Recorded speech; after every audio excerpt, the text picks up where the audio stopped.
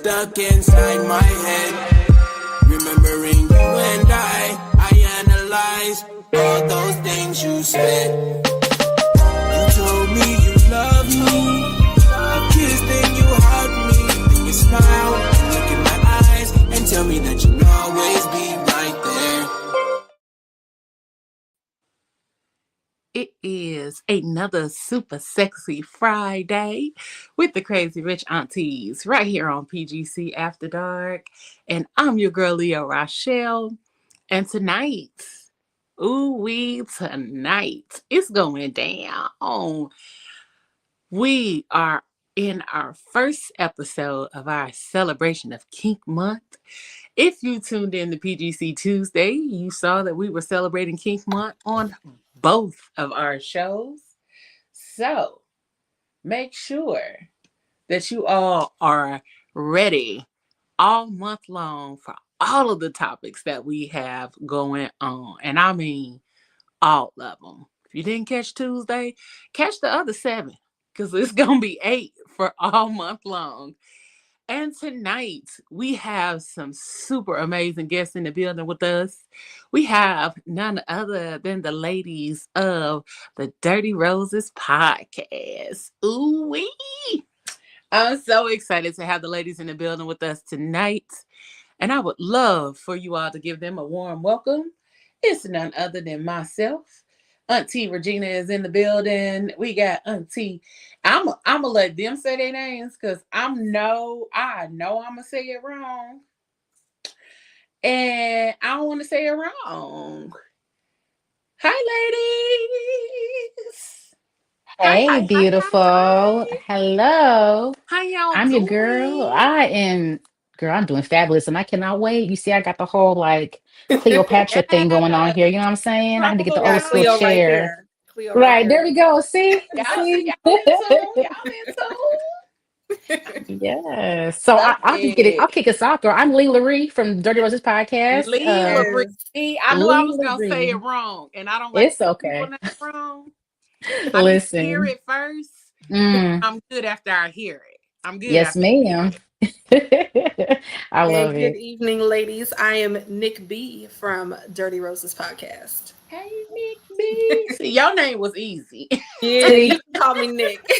I got to be complicated. I get it. I understand. Yeah, folks like to call her Leigh LaRìe.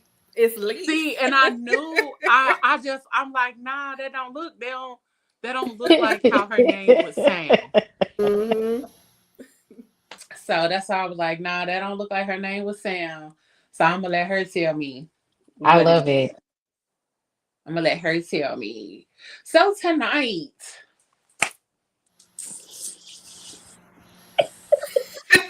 I'm so excited that we ready. We've been planning this for a while. Okay, and I'm so excited that they are here. We have been kind of going back and forth trying to get each other on the shows and all of that good stuff. Yes. So I'm beyond excited to have you ladies here with us. And tonight, our topic, if you did not catch it, our topic for tonight is raw desire, the power of primal play. Yum. Ew. Primal play. So, and the theme for tonight is unleashing instinct, trust, and wild passion. Exploring the psychology, pleasure, and intimacy behind primal play. I'm excited. So, we ready. how so I know this isn't a new topic. I don't think it's a new topic for any of us here, right? No. Not at all. Not at all. We talked a lot about it. We answered that way too fast, didn't we? Right. I'm like, yes. You and me, us never. You know, I feel seen and I feel amongst my tribe of people. Yes. So, for those of you all who don't know what primal play is, let me explain it to you. Primal play is a form of erotic and sensual exploration rooted in instinct, energy and raw connection rather than structured BDSM roles or scripted fantasy. So literally what it means, what it says is what it is. Primal play. It's about letting go of performance and tapping into natural animalistic expression where growls, bites, scratches, breath, and physical energy replace words. Ooh! It's less about acting like animals and more about returning to instinctual intimacy, the kind that's fueled by chemistry, adrenaline, and emotional release. Okay? At its best, primal play feels freeing, cathartic, and deeply connecting. At its worst, without boundaries, because there's always good and bad to anything. And feels like a tiger, like right. People take advantage of some of these spaces. And so at its worst, without boundaries, it can be unsafe or emotionally confusing. And in the middle, it's one of the most misunderstood but fascinating forms of sexual and emotional play. So let's dig in, ladies. Let's dig in. Yeah. So do you all participate in primal play? Absolutely. I feel like it's never planned, but it's usually what pops off. Yeah. And I prefer it to not be planned. Like, I don't know. I don't like going into it like, so tonight, are we going to be wild and aggressive? Like, I want to take away the primal part. Exactly. I don't want it to be scripted or anything like that, but I love it when it just naturally happens. And it comes kind of down to chemistry of just passion and going for it, exploring each other, but it cannot be planned. That's the big turn off for me. I'm with you on that one. I don't like playing stuff. I'm more of a spontaneous, let it go. But I do know what I like, and what I like lends to that. I'm a biter. I'm a scratcher. I like sounds. I'm an auditory person. So if I need to hear that growl, I need you to be right up in my eardrum when you growling too. I need it right here.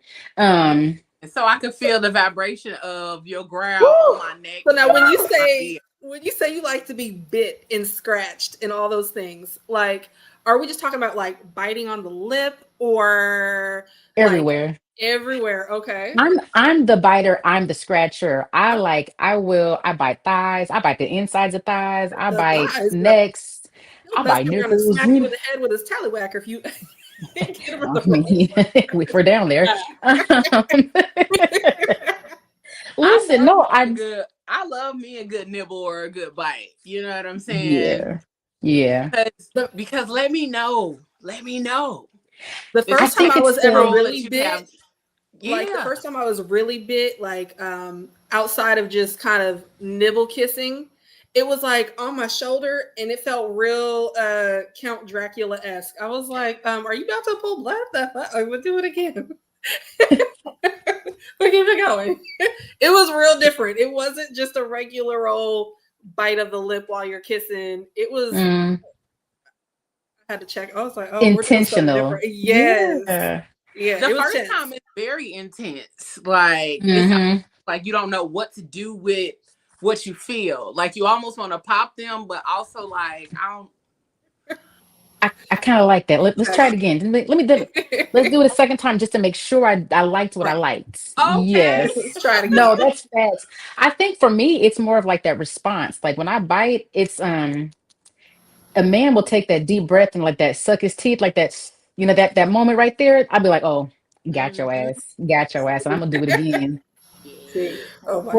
I'm a bite. I will bite and tickle at the same time. I love that. Bite and tickle at the same time. Yes. Hey. Yeah, I like it everywhere. When I say everywhere, everywhere. When I bite the clit, bite everywhere. And when I say eat. And it's funny because when you tell a man to bite, they want to nibble, and I'll be like, "What is that?" Pain free. So I want to feel that pain, and I want to take away. I call them trophies. Leave a bruise so I can I can go back and be like, ooh. I look at it, I'll be like, oh, okay. Come on, trophy.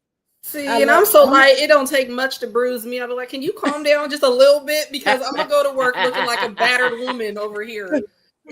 She'll be like, I walk into a door. Right. That's why it was my fault. I like all my trophies below my waist. So when I go, they be getting reckless. It usually be from like right mid nipple up. I'm like, listen, if you're gonna leave marks, you got to keep it like below the belly or below something because get off the neck, get off my clavicle, all that. Don't do it. She said not the clavicle. I'm just saying, I go to work looking crazy, and we can't have it. What happened to your neck? Mind you, don't worry about it. Don't worry about it. Now, I love leaving marks, though. That's my thing too. But I like to do it in discreet places. So it's like, they take their shirt off. They be like, "Oh yeah, I remember that. I remember last night." They wash and they say, "Oh shoot, there's that." I remember that last night. I love that. I want you to think about me after the fact, and I love to leave my mark. Yep. Mm-hmm. Yes. Come on, leaving a mark, Leigh. Leave a mark, Leigh. Yeah, leave a mark, Leigh. We was kindred spirits, honey. Listen, Hunty, I've been watching. I was like, yes, ma'am. Last episode, yes, ma'am. All of that. I was like, and when I sent you that test link, and you said I already got my results, Hunty, come on.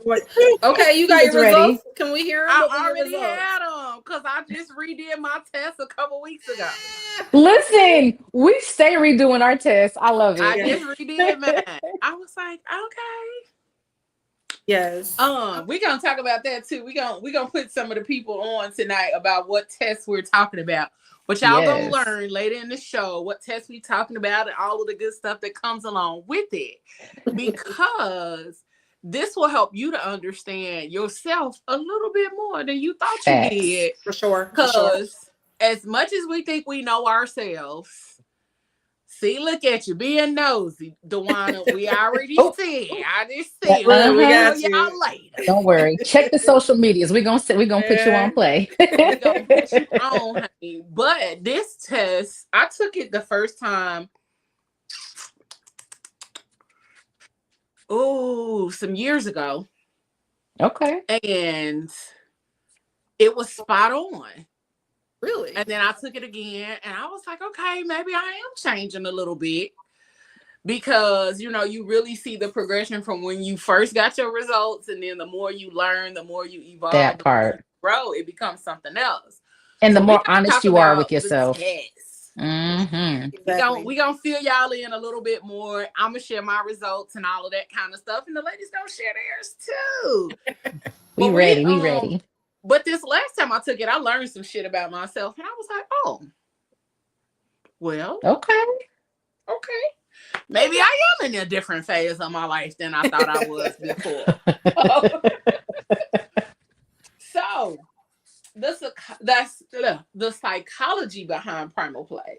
Okay, so what do you all feel like is the connection? Because not everybody can enjoy Primal Play or really tap into that whole free animalistic kind of thing. So what do you all feel is your connection to Primal Play more than anything? I think for me, it's like that freeing moment where you just get to just go. There's no inhibitions. There's no moment where you're like calculating your next move. You're just going with the flow and it's natural. Like once you let go, you can, it happens. Like it's our natural instincts. Like we're part of the animal kingdom, whether or not we consider ourselves animals. We part of that kingdom too. And part of being hunted and being captured and being clawed at and being all the things, that is just part of us. And so when you let go of like all the things that hold you back sexually, like it happens, it flows, and it makes it such a more passionate moment for me. It's you get to like, you really connect spiritually, honestly, because you're in tune. Like you growl, I scratch, you bite, like it's a thing and you're really connected. I swear. And also I feel like it comes to like a trust level too, because I feel like you can't always, like when you were saying it's a freeing moment, if you don't feel that sense of space or safety with the person who you're with, it's also harder to kind of have that exploration, that primal kind of go for it. Like if you don't feel safe with that person, or if you feel like they're going to look at you like, the fuck, what are you doing? Then you kind of feel like a little timid. You want to hold back, things like that. So you really got that connection piece is a safety piece for me. It's essential. That part. It really is. And I think for me, that's why I think why these conversations are important for me, because I'm not actively participating in these kind of things. 1, 2, 3, 4.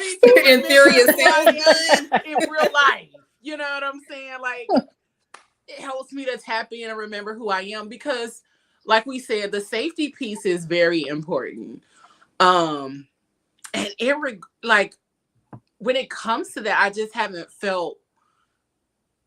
Not that I haven't felt safe with people sexually. I just haven't felt safe enough to truly open up and explore the depths with someone recently. Because, you know. Did you say recently? So you have before? Absolutely. Okay. Yeah. Okay. Yeah, I was a sub for some time, and it was like the best thing ever. I enjoyed it. I actually missed that side of life. I want to hear about this, man. And then when I moved here, it became like something totally different, you know, not knowing the people, not knowing the area and all of that kind of stuff. And I was very familiar with the area and the people that I was connected to before I moved here. So it just made it difficult and different. And then the person that was my dom before, we reconnected. And so we had a brief little reconnection, and very brief. But it was very brief. And then after that, like, I really just haven't explored. I haven't had that opportunity or space to be open and free as much as I would like to. I think just people are afraid of what they would find out about themselves if they let go sexually.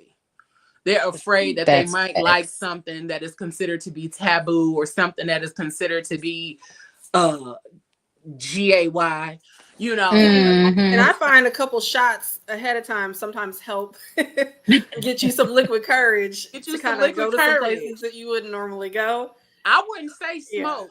I wouldn't say smoke, because you're gonna probably, and definitely don't do mushrooms. So I wouldn't say smoke. Right, it's gonna take you on for real. Right. Baby, them lips will roll up so tight you wouldn't be able to do nothing.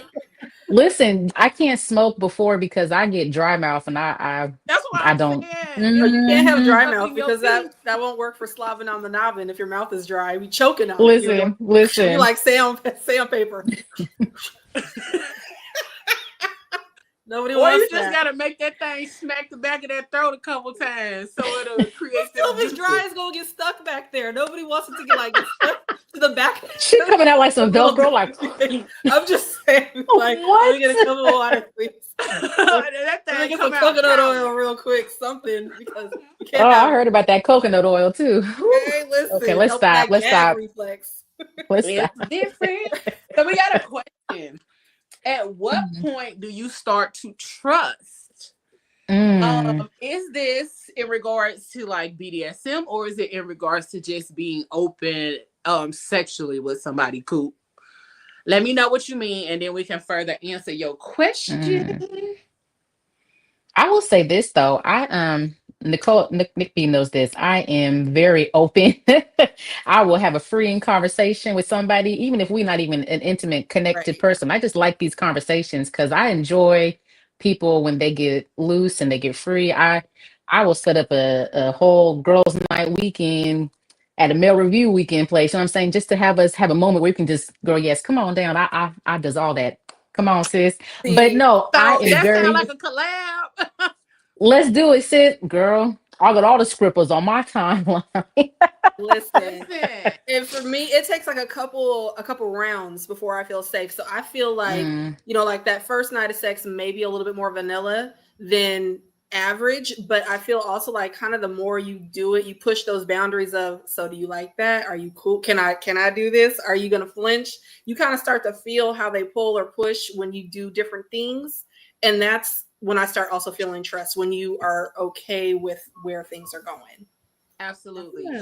And I think we said earlier through that connection piece piece does allow for that openness and that like you can breathe a little bit more when you have that, where you feel that safety, where you feel that you feel that honesty. You guys have had conversations in order to get to a certain level with each other, because that's one of the biggest things I feel like people don't do. And I've said it in regards to all conversations or all topics, is that people don't have enough conversations or don't communicate enough.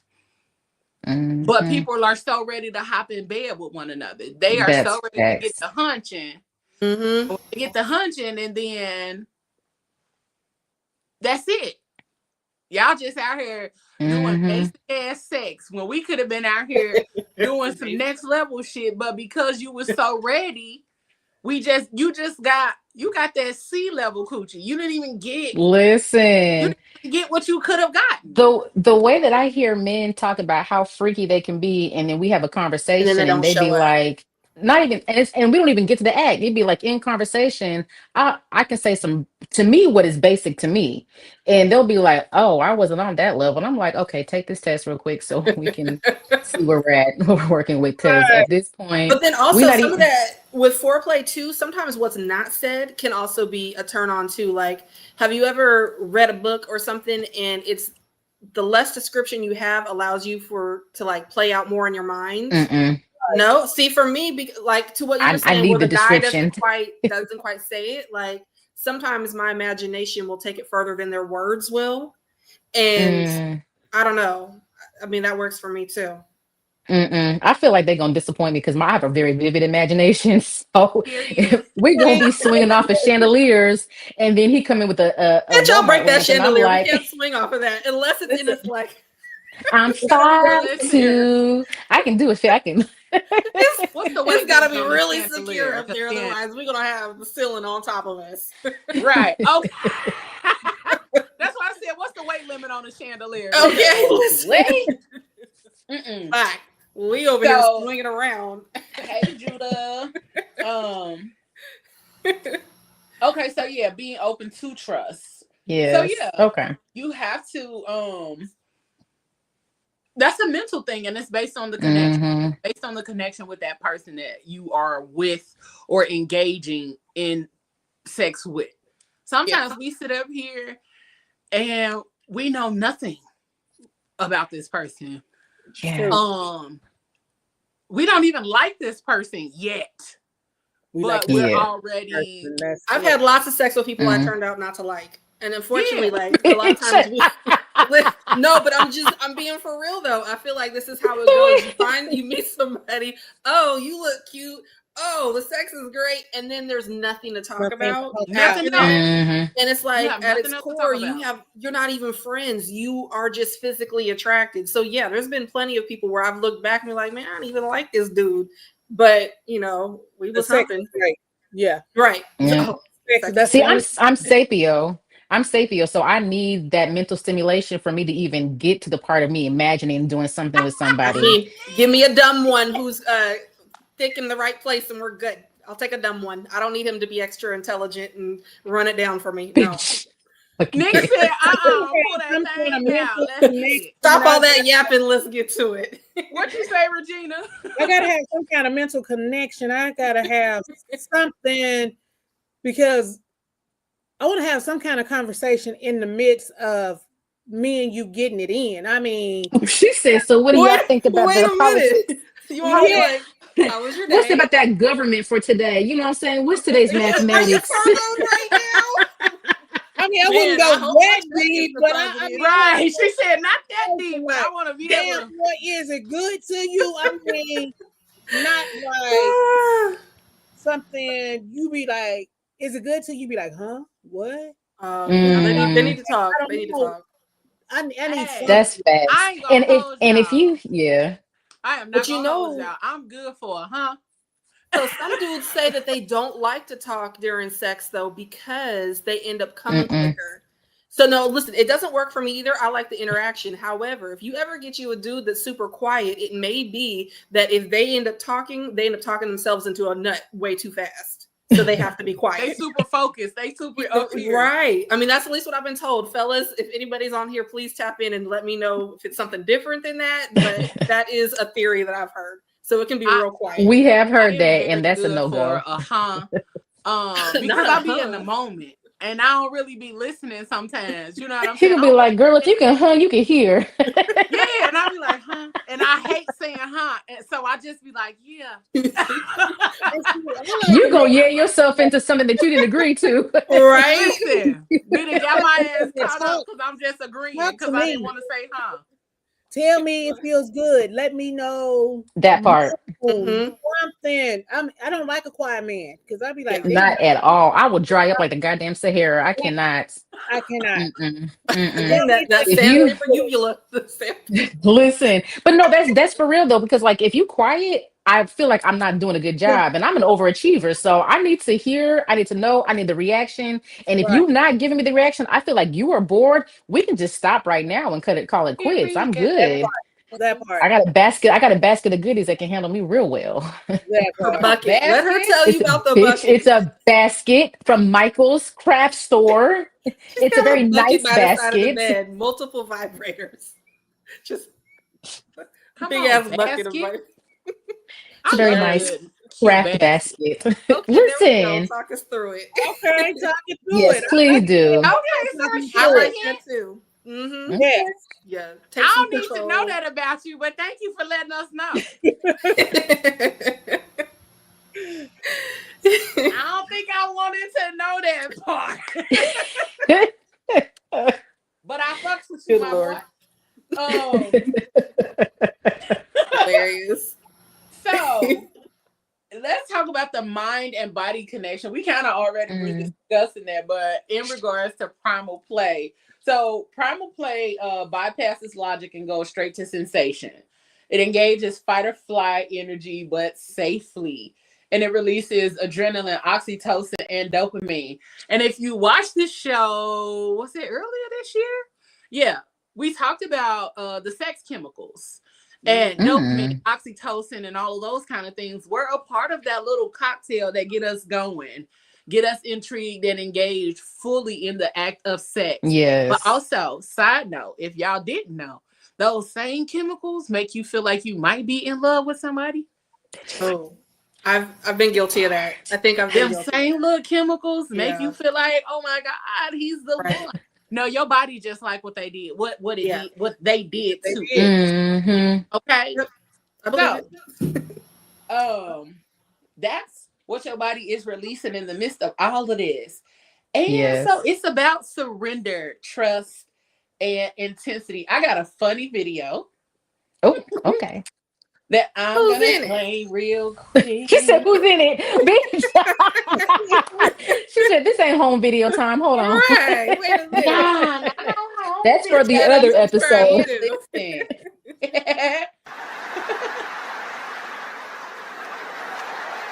Yes, I do.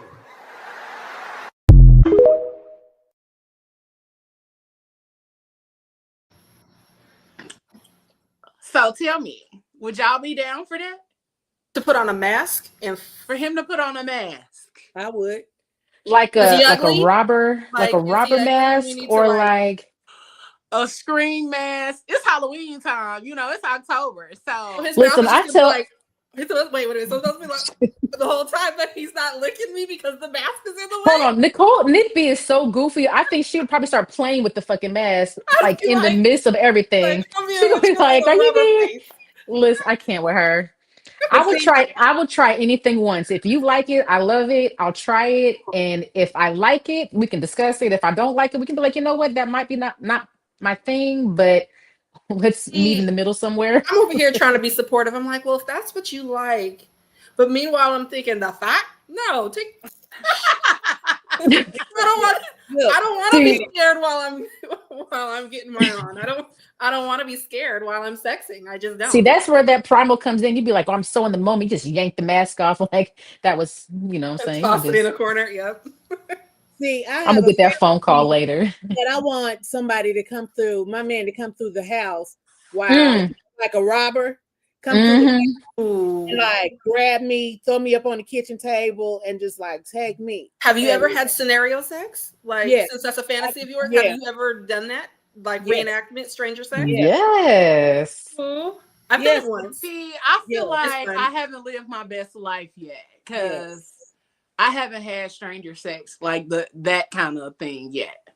No, I haven't.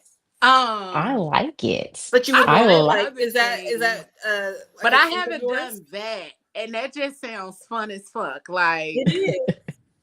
It is. So the dude who wanted me to do it, like he literally wrote out a script. That was a little much because it was a lot. But he told me exactly what he wanted me to wear. So he told me how he wanted my hair to be.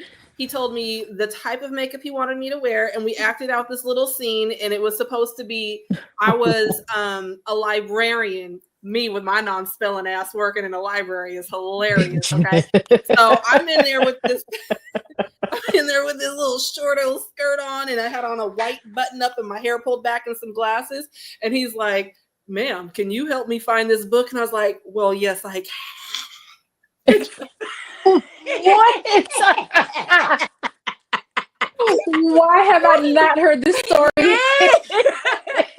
It was the craziest thing, but it turned into some amazingness. Okay, it was great. And see, it's not even the fact that he wrote the script; it was the intention. Like I know what I want. He set up here and was he was very clear, and I executed. Give me one of them any day, because you can write whatever, and I'm gonna always say yes. Yes. Can you imagine being on your lunch break? What are you doing? I'm studying my script. Make sure I got this bitch memorized. I gotta remember. Not a date. You can't be pulling out the book like, okay, hold on 1 second. You said, okay, yes, daddy. What? Yes, wait, daddy. Time out some. Huh? She said, huh? You can hear. Yo. Oh my God. Good times. But I was fully participating in some shit like that, rehearsing my lines and all of that, because I'm the person that's that intentional. Like I'm finna tell my business. One time, this guy was like, "Yeah, I'm gonna come by Wednesday. Let me know if you're available." And I was like, "Yeah, about what time?" And he was like, "About 2 or 3." I was like, "All right, cool." So I went on Canva. Sorry, I'm laughing too soon. Go ahead, sis. And created a doctor's appointment card. Created the card, sent him a card like your appointment with Dr. Leo is at 3:00, blah blah blah, this day, this time. Here's the address. And I sent him the card, and he was like, "Girl, what is this?" I was like, "Don't be late for your appointment. Make sure you confirm the day before, and all of that kind of stuff. Don't be late for your appointment." Okay. So he gets there, and I got on the whole lab coat, the whole come through the little wig, the glasses. I had my stethoscope, and then I used to have an ink pen that looks like a needle. I don't know what happened to it. Somebody probably stole it, but I had an ink pen that looked like a needle. So I was in full on character when he came through, and that shit was so much fun. But he was one of them that wanted to overdo it, wanted to do that kind of shit all the time. I'm like, boy, no. I was this is special occasion sex. No. Hey, but I like that you went the extra mile. Yeah. Oh yeah. If I like you and that's some shit that we own, it's always gonna be extra. Okay. I feel you on that one. It's always gonna be extra. Like I really want to play in some paint with somebody, but yes. I know me and Copa done messed us up. Oh, you do? That's right. So we actually on our show we shared a story that a listener had written in, where she and her significant other, this guy, they went to a paint party, and at the paint party, the whole concept is that your person you come with is painting you in the nude with this paint stuff, right? So you're basically, I guess it's group sex to some degree. With people watching. Yeah, because people are watching. They can watch you while you're getting painted. And evidently this other girl from across the room was making eyes and wanted to join in and help paint. And next thing they knew, it was a whole threesome with a whole lot of paint in the middle. Okay, but they made some malls. Right, listen. They she had on red. The other one had on yellow. They was making orange. Come on, color wheel. just over here with the wheel. Secondary colors, tertiary colors. Okay, primary and secondary. That happened. So yeah. I'm down for a paint party. I'm down for a paint party. That would be dope. That would be fun. I love it. And I like the food board, like not like the traditional whipped cream, not that, but like the one where they have the food on you. You're the appetizer board. I would love that. Oh, like sushi? Sex in the City. Not sushi. Sushi. No, but that was on Sex in the City. You know, yes. She was the board. She was the charcuterie board. The charcuterie board. I like it. I'm down for that. We might find some stuff in some rolls a little bit later, but I'm here for it. Period. Okay. You got to go. Listen, because I know I'm not the only one who be finding change that falls out in the shower later on in the day. So I know I done walked around with my bra off for hours and then quarters ain't fell. Oh my God. Same here. Okay, so this, I'm like, listen, this little statement right here, that can be read two different ways. I love some good ass sex, or I love some good ass sex. Which one is this? We're curious. Are you into anal, or you just like some good ass sex? You just like some good sex. No, the comment. Yeah, we were trying to figure out. I have a feeling she likes some good ass sex. Not. Have you guys ever had anal sex though? I've tried it. Look, not for you. It was look. She said she tried anything a few times. I'm gonna try sex for. One time to see if I like it, 2 times to be sure, 3 times to make sure that it's a no. That it's hard no, hard yes. Or no. She said, okay. I tried it once. That first time might not be a full-on experience. You might just be dabbling in it. Yeah, the first time is always a misfire. The opportunity to really see what it's about. First time is always a misfire. The second time it was mind blowing, out of this world. And then the third time I was like, "What the hell?" Because I think he was way too big, and and that's the thing. Like everybody wants like a good sized man, but when it comes to anal sex, like I'm sorry, that is just it's too big. It's give me TV. I don't. Yeah. I tried it one time. We were drunk. We did it the wrong way. Apparently, I was supposed to lay on my side. I didn't know the rules of how you do it the first time. Feel me? This will fit. Bitch, that's absolutely a will. And it will feel the best. Okay. So my men who are not well endowed, let's talk about this. Maybe. Yes. Okay. Yes. No and no. I mule kicked the hell out of my ex-husband. That won't fit. That won't fit. If it don't fit, you must have quit. Okay. Say that again. And when they try to make it fit, what they tell you? Vaginal. Relax. Just they do say that. Take it. You'll be able to take it. I'm gonna go real easy on you. No, that's a goddamn lie. That's a lie. Because then they get to work up. Nope. I kicked the shit out my husband when I was married, and we tried it, and we were drunk. He got that back. He got that back mule kick. His chest was hurting. My ass was hurt. We was done. Never was a wrap for the night. It was a wrap. Just done. Like trying to sober up. Like no, and that traumatized me. I was like, I'll never try it again. Plus, I have a preference for the front entry, so I already know it ain't going in the back, so I'm good. That size is a little too big for me, so I'm good. I'm the opposite. I enjoy it. You enjoy it? I know people who do. I know friends that love it. And the reason that I say that I enjoy it was because one of the first times that I did it with somebody who was very he wasn't huge, so he was nice size, all of that kind of stuff.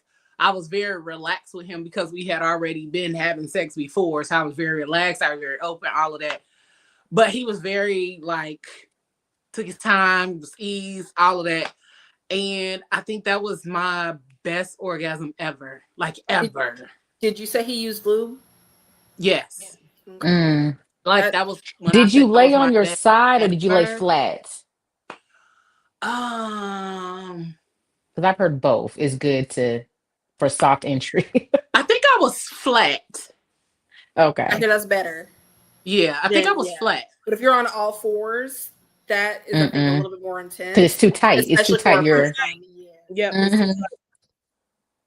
So beginners out there, lay on your tummy. There you go. And lots but of it lube. was the best and lots orgasm of lube I had ever had. I mean, really? Still to this day. Really? Yeah. Yeah. I don't, because it was different. And then it just engaged all of me. Like it was from both, from the front and the back. So it was the double. And I was like, hold on, reverse. 2 people or one person just double stimulating? One person was a double orgasm from okay, because I was like, well, we're knocking ball sex too, girl. I ain't that grown. I'm not that grown either. I want to be that grown though. I want to try that so bad. I'm not that grown. I don't think I'm that mature. I'm not that mature. I'm like, you want to do goofy. I'm like Nick. I'm with Nick. Yeah, I will be in there laughing so much. Be like, you just touched his ball sack, right? Right. I'm like you hear his ball sack, you like that? Sword fight.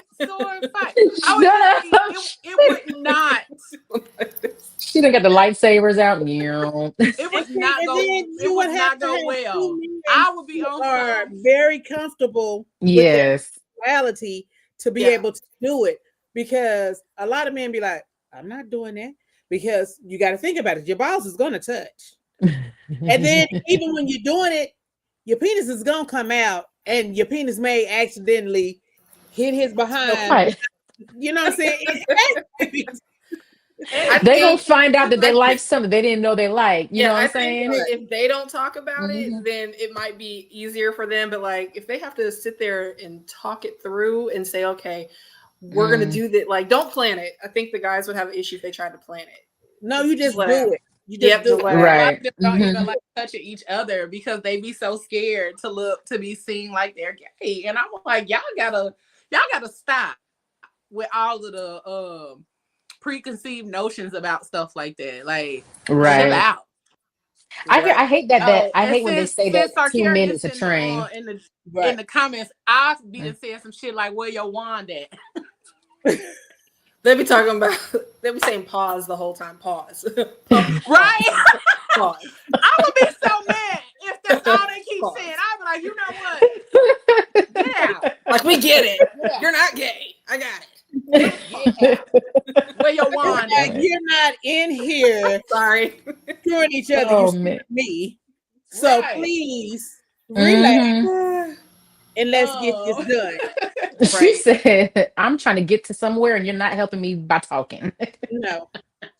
Hirsch, the fuck out. But this is for y'all in the comments. Comments. What does being in your body mean to you? And have you ever had a moment where passion felt more like instinct than planned? Because what you feeling in your body? What you feeling in your body? So that's the question for y'all in the comments. But ladies, y'all can answer it too. Wait, give me. Okay, I think I needed an example. Like, what does it feel like intercourse? What does being in your body mean when it comes to primal play? So like when it feels more instinctual instead of like planned or processed or over discussed or over talked. When you just go for it. I feel like there's certain parts of your body, like your chest and your diaphragm, where you get like that kind of that tingle, that feeling where you kind of have to like release and let it out. Like whether, you get that sensation inside your body that you physically have to do something about it, and that comes out into primal play. I think that's when you get to hooting and hollering and you get to reaching out. I think that you have like a physical sensation in your core that you have to release in some kind of way. That's what it feels like to me. to ignite. It's like a fire. Yes. A little bit. Like definitely a fire. It's emotional. I'll say that. Like I know that when kind of all things are activated, it just like it's a whole body experience for me. Mm-hmm.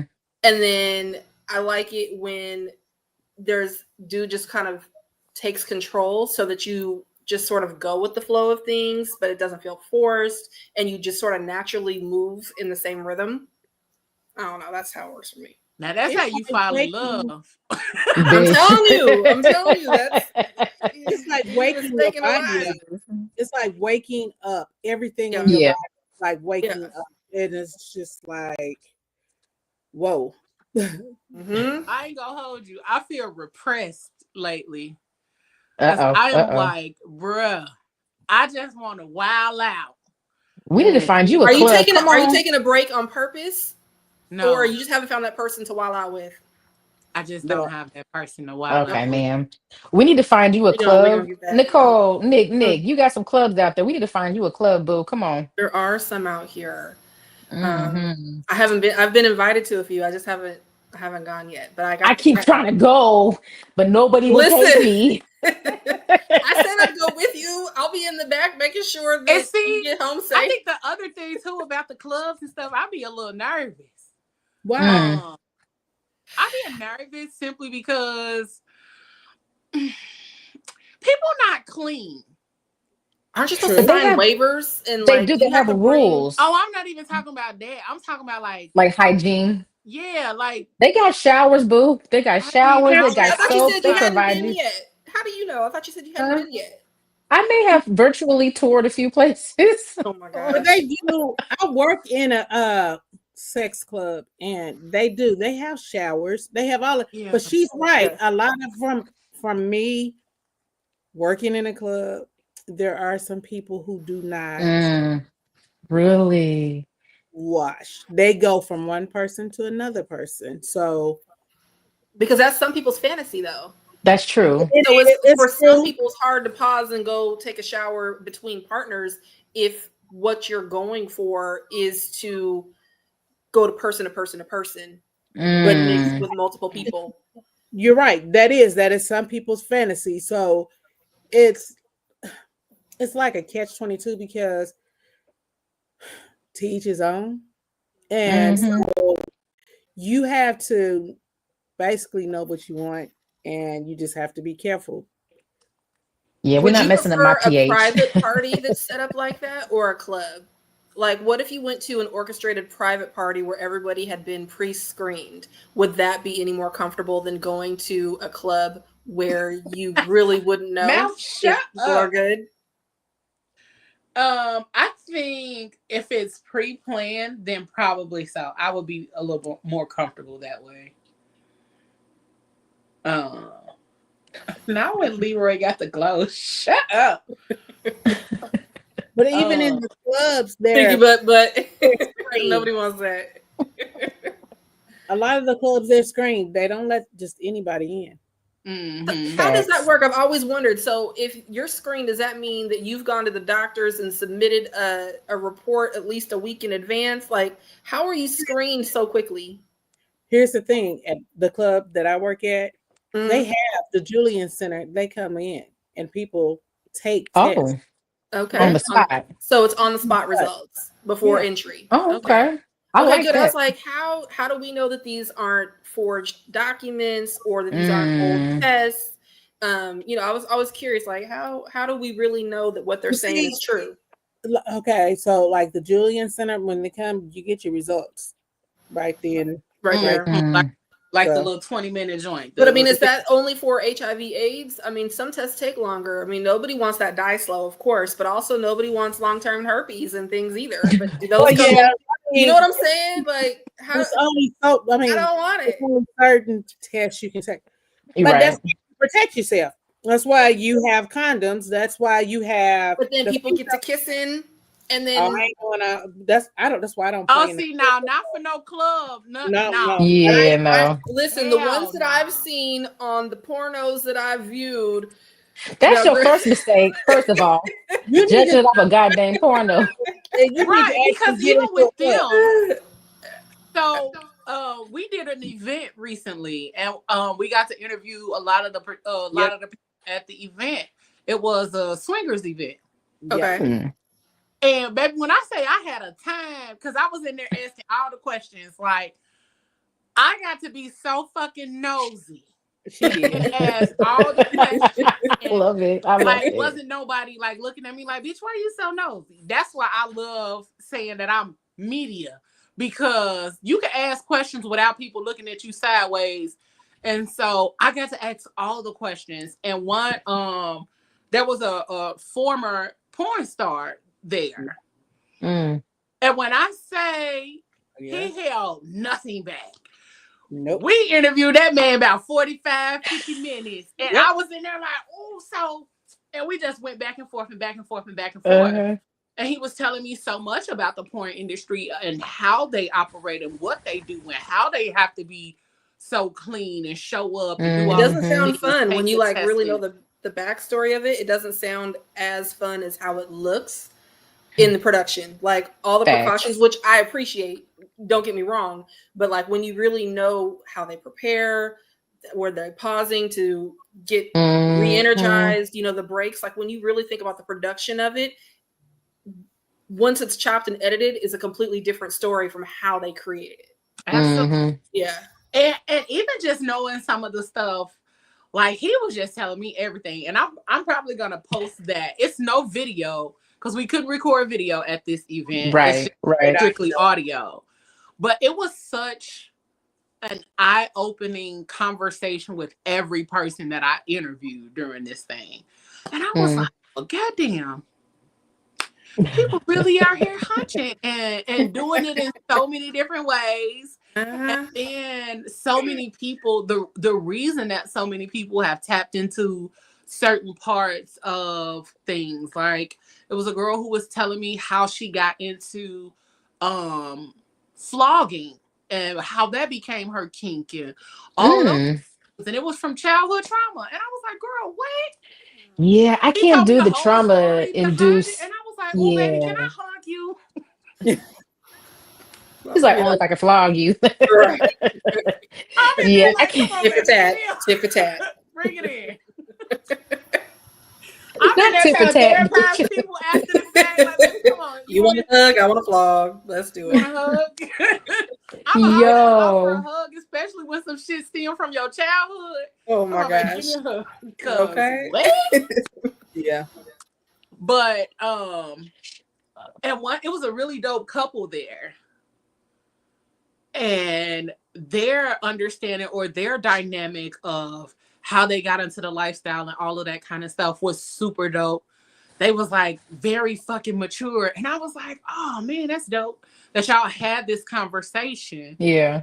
Because you guys knew you both wanted something additional. And most couples don't even do that. That's why so many people are cheating. So was it their way of having an open relationship, but being involved? With boundaries? Yeah. Like they are super involved with each other.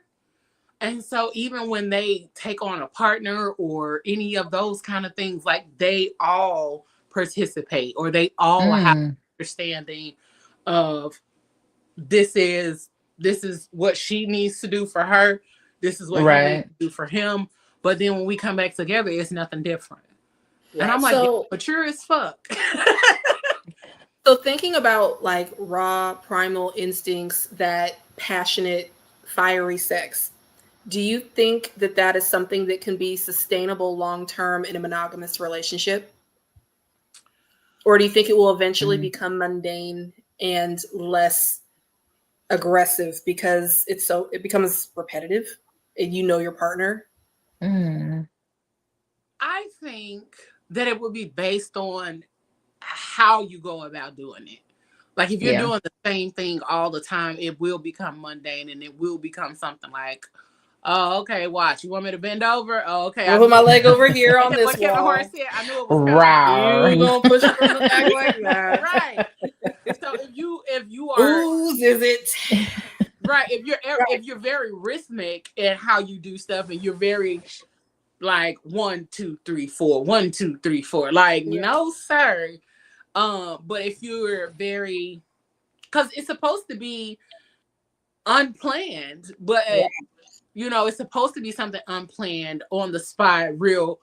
And I think if you and your partner are consistent in it being unplanned, that you can sustain stuff like that. And you got to be interested in learning still. Like, you're going to continuously learn throughout your relationship. You're going to try new things. You're going to learn, like, something might come up and you'd be like, damn, I want to try that too. Like, and the minute that it starts to feel mundane, you got to figure out how to make it not. Like, you got to go somewhere, go on vacation, go on a balcony, go in someone's pool, sneak in a waterfall in the Indies. I don't know, but you got to do something to make it. The international wildness. Okay. That part.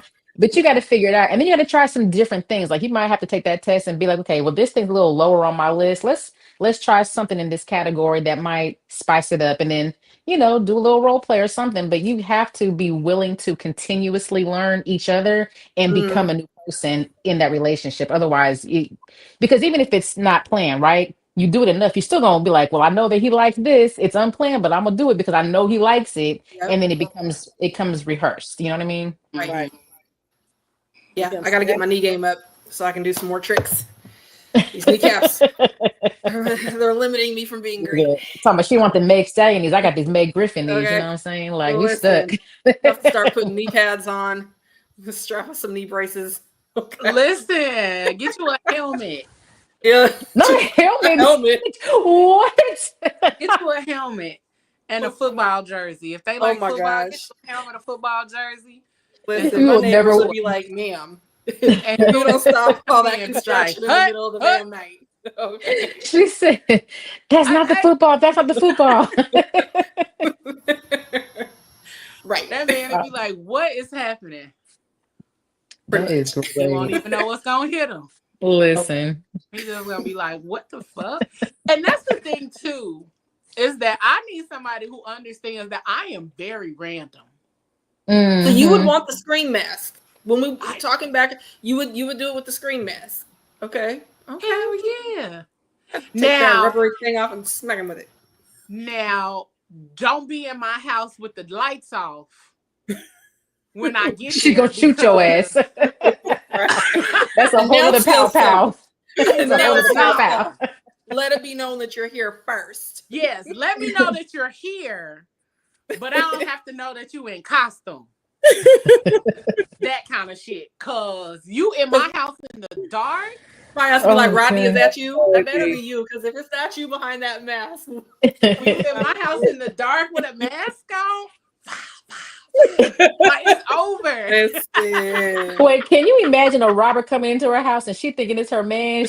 That's the best robbery ever. He gonna be like, man, I came up off these goods and some cool shit. Man, I'm robbing this house every Friday. Take that TV, come give it to me. House and he thought it was a part of a scheme. Right. And he handed him the radio, all of him and Gina's jewelry. And right. See? I love that episode. Yo. Yeah, don't come up in my shit unannounced. Let me know you in this motherfucker, but come from around the, you be spontaneous, but plan that shit first. Let me know ahead of time. And then we be spontaneous. Come from around the corner with the mask on. Get down, bitch. Oh my God. Because you just go. Stop. Oh my God, it's all right. No, don't like, stop. Scared me. You want me to run? God damn it. Dun, dun, dun, I will make my own music as I'm running. Exactly. What's your own theme song? In slow motion. Yeah, I swear to God. I swear. As I'm peeling shit off. Dun, dun, dun, dun. Running, taking off shit. Like, no, don't catch me. See, and I'm blind and when I'm gonna be running into shit, I'm gonna run to a wall and pass out. And it's been so long that I've been comfortable to be goofy and just like goofy sex is the best. I'll be cracking up. Yo, wait, hold on. We talking about Primal play. Her motherfucking cats. I swear to God. Her cats be wanting in on the action. I've already had to use the water bottle a couple times while we've been on air. She told me somebody to pick the cat up and toss it out the room while she was mid-stroke. I was like, oh. Absolutely, no. because I thought the door got shut, but the latch didn't latch all the way. And here comes Smokey, just pow, just hey, what's going on in here? So I'm like, oh my God, this not the cat that came in. This is some cat endangerment. So we had to pick the cat up, throw him on out, shut the door real hard, and then I put something on the bottom so he couldn't push it over again. And then we just jumped right back in. But please believe that cat got a little pat in, little cat. Well, there was some little perverts. Yeah, both of them. The cat said, "No, I heard something hit me meowing." That part. Meow right now. What you doing to my mom? Right. Mind your business. What's happening? Go get some cat goodness. Oh my goodness. That is so funny. My cat worked out. Today. He was like, I'm trying to save today. What you doing? Okay. No boundaries. None. Oh my God. So with Primal play, the goal a lot of times is real life examples and scenarios. So make it tangible, relatable, and interesting. With examples people can visualize or discuss openly. So when we're talking about Primal play, like examples, playful aggression, growling, grabbing, light scratching, gentle bites, hair pulling, wrestling, or pinning. Oh, I like that one. Sensory. So we forget that some of the things that we do when it comes to sex and all of those kind of things is that the senses have to be enticed as well. So sense, like a good scent that'll get you good. Make you want to come here, let me come closer to me. Suck you down. Breath. A lot of people don't recognize like breath and breathing and like I had sex with a stank breath guy. It was really hard to get through it. Oh God, bitch. Oh, it was tough. It was tough. It was tough. So I will say that yes, absolutely that. Please make sure that like you smell good and your breath smells good too, because we're breathing hard. Both of us are. And I'm like, that is not me. That's you. And I was like, the only thing I could do was ask him to flip me over so that I was facing the other way. That's how we got through this. Because I feel like, baby, you got to go or go brush your teeth. That part, because the thing is that because we were like already in it, I didn't want to lose momentum, so I just flipped over and let him breathe. Like you better than me, because I would have lost all. And I was just facing the other way. But oh my God, I was like, why is your breath like this? Did you eat today? Do you need water? It was empty stomach breath. It had to have been. It had to have been because when we got done, I fed him. I was like, "Are you hungry?" I got some leftovers. Nick, I got you. I didn't have the heart to tell him that his breath was awful because we were having a moment. But oh my God, my eyes started to water. See, my sense of smell is very keen. So that's one thing I probably would have had to stop. You would have stopped mid-session. You would have stopped mid-session? I would have. Yes. Because you also, so I'm the only one that just decided to flip over. Okay. No, and the only reason I say that is because the older I get, stop laughing at me. Like more my brain and my nose decide that they're going to dissect smells. And I don't like that. Like my brain, I really be smelling stuff. And I'll be like, oh, that smell like such and such and such and such. Like my brain dissects the smells. See, all I can think about is where you about to put your mouth at. And I don't want you messing up my pH is not about to be messed up because you didn't brush your teeth. And I can't stand thick saliva. I can't do it. So if you got thick saliva, honestly, I think it was a combination of smoking weed and hungry. Yeah, it wasn't bad. Listen, no. it wasn't that this person doesn't brush their teeth. I know this person has good hygiene, but they had just got through smoking and they were hungry. And the two of them together made my eyes want to water. And so instead of ruining the moment, I was just like, hey, can you flip me around? And then that way I don't have to, we can't do missionary right now. Not right now. Not until we get you something to eat, So we'll do it the other way. You know what? We gonna do it like this. Not till we get you some food, my boy. I applaud you. And a Gatorade. But I did it. I couldn't do it. And the way my mouth is set up. Oh my gosh. She said, and I'm gonna tell you about that. Tell you about yourself. I think as I've gotten more comfortable in conversation and knowing what I do want, I've gotten more comfortable in vocalizing what's a no-go for me. And I think the old me, even like the newly divorced Leigh, might have been like, okay, I'll just because I've done some unsavory things with some unsavory people, but I wasn't versed enough in my communication skills to tell them nah. But as I've gotten more experience and I'm like, yeah, no, I can communicate that this is a no for me. And if I'm drying up, I'm gonna there you and say it's okay, baby. We just gonna. What if they just spit to get you wetter again? What if they what, Nichole? What if they just spit to keep you wet? Only if you got good gut hygiene, good gut health. Okay, cool. But if you got nasty tobacco breath, because and that's the stuff I'll be scared that I'll end up with BV, trick, BV from the mouth. No. All of that kind of stuff. And that's the one thing that I tell dudes that smoke. Most of the dudes that I know that smoke, I got an extra toothbrush. I always keep extra toothbrushes. I don't even deal with smokers. It's mouthwash. It's I don't like cigarette oil.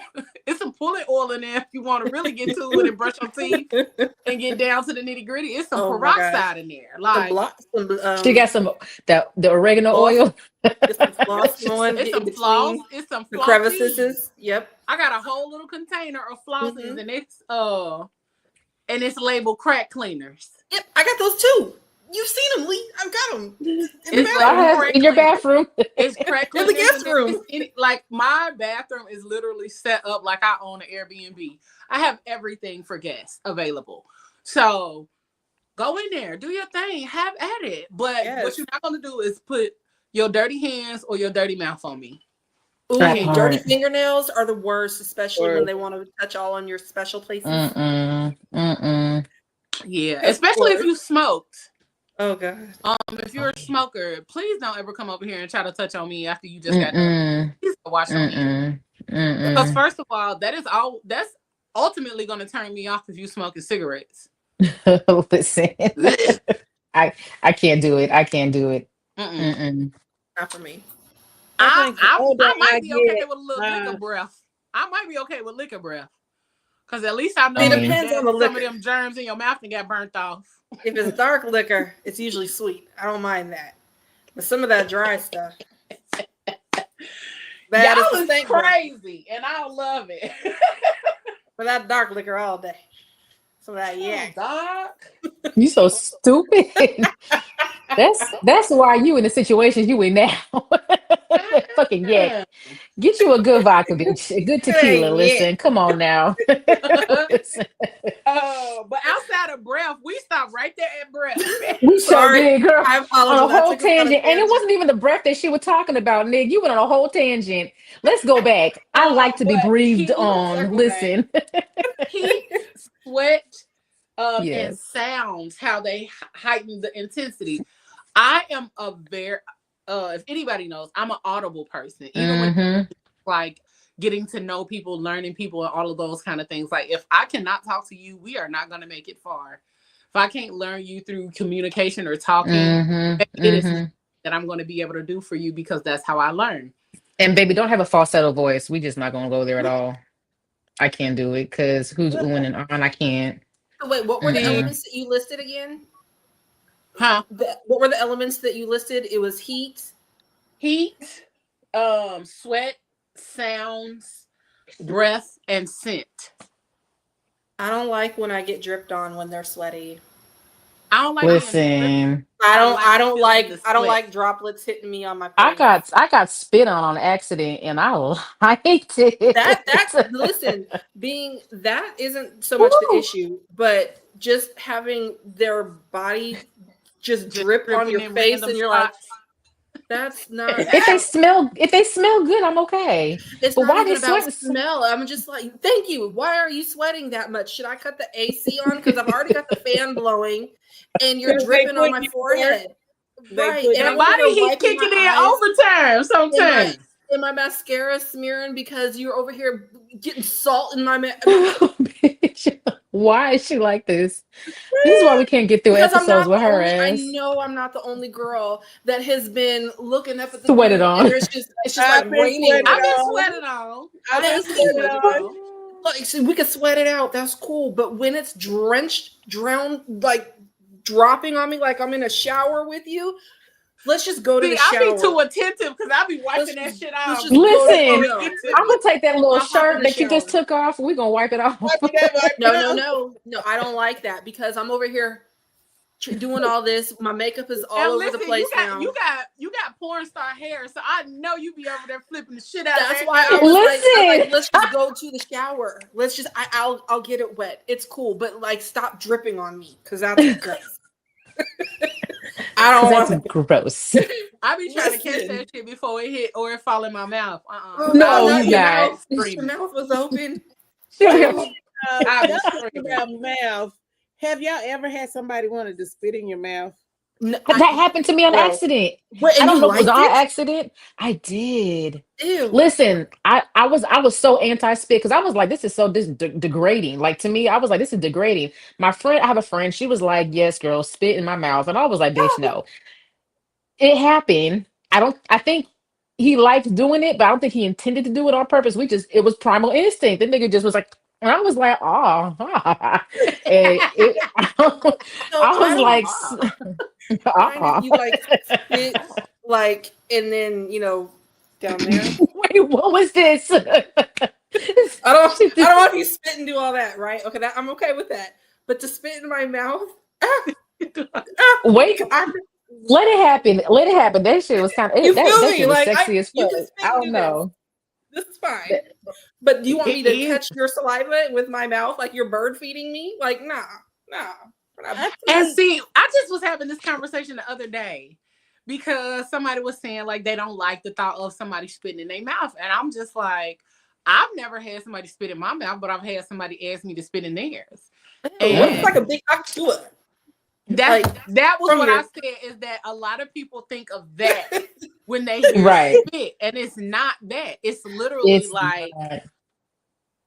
just a dribble. Like it's like just a dribble. Like, but it's like a passionate dribble. It's like you're in the moment. Like I don't know how to explain it, but it was just something about it. When people hear spit, they hear haktua.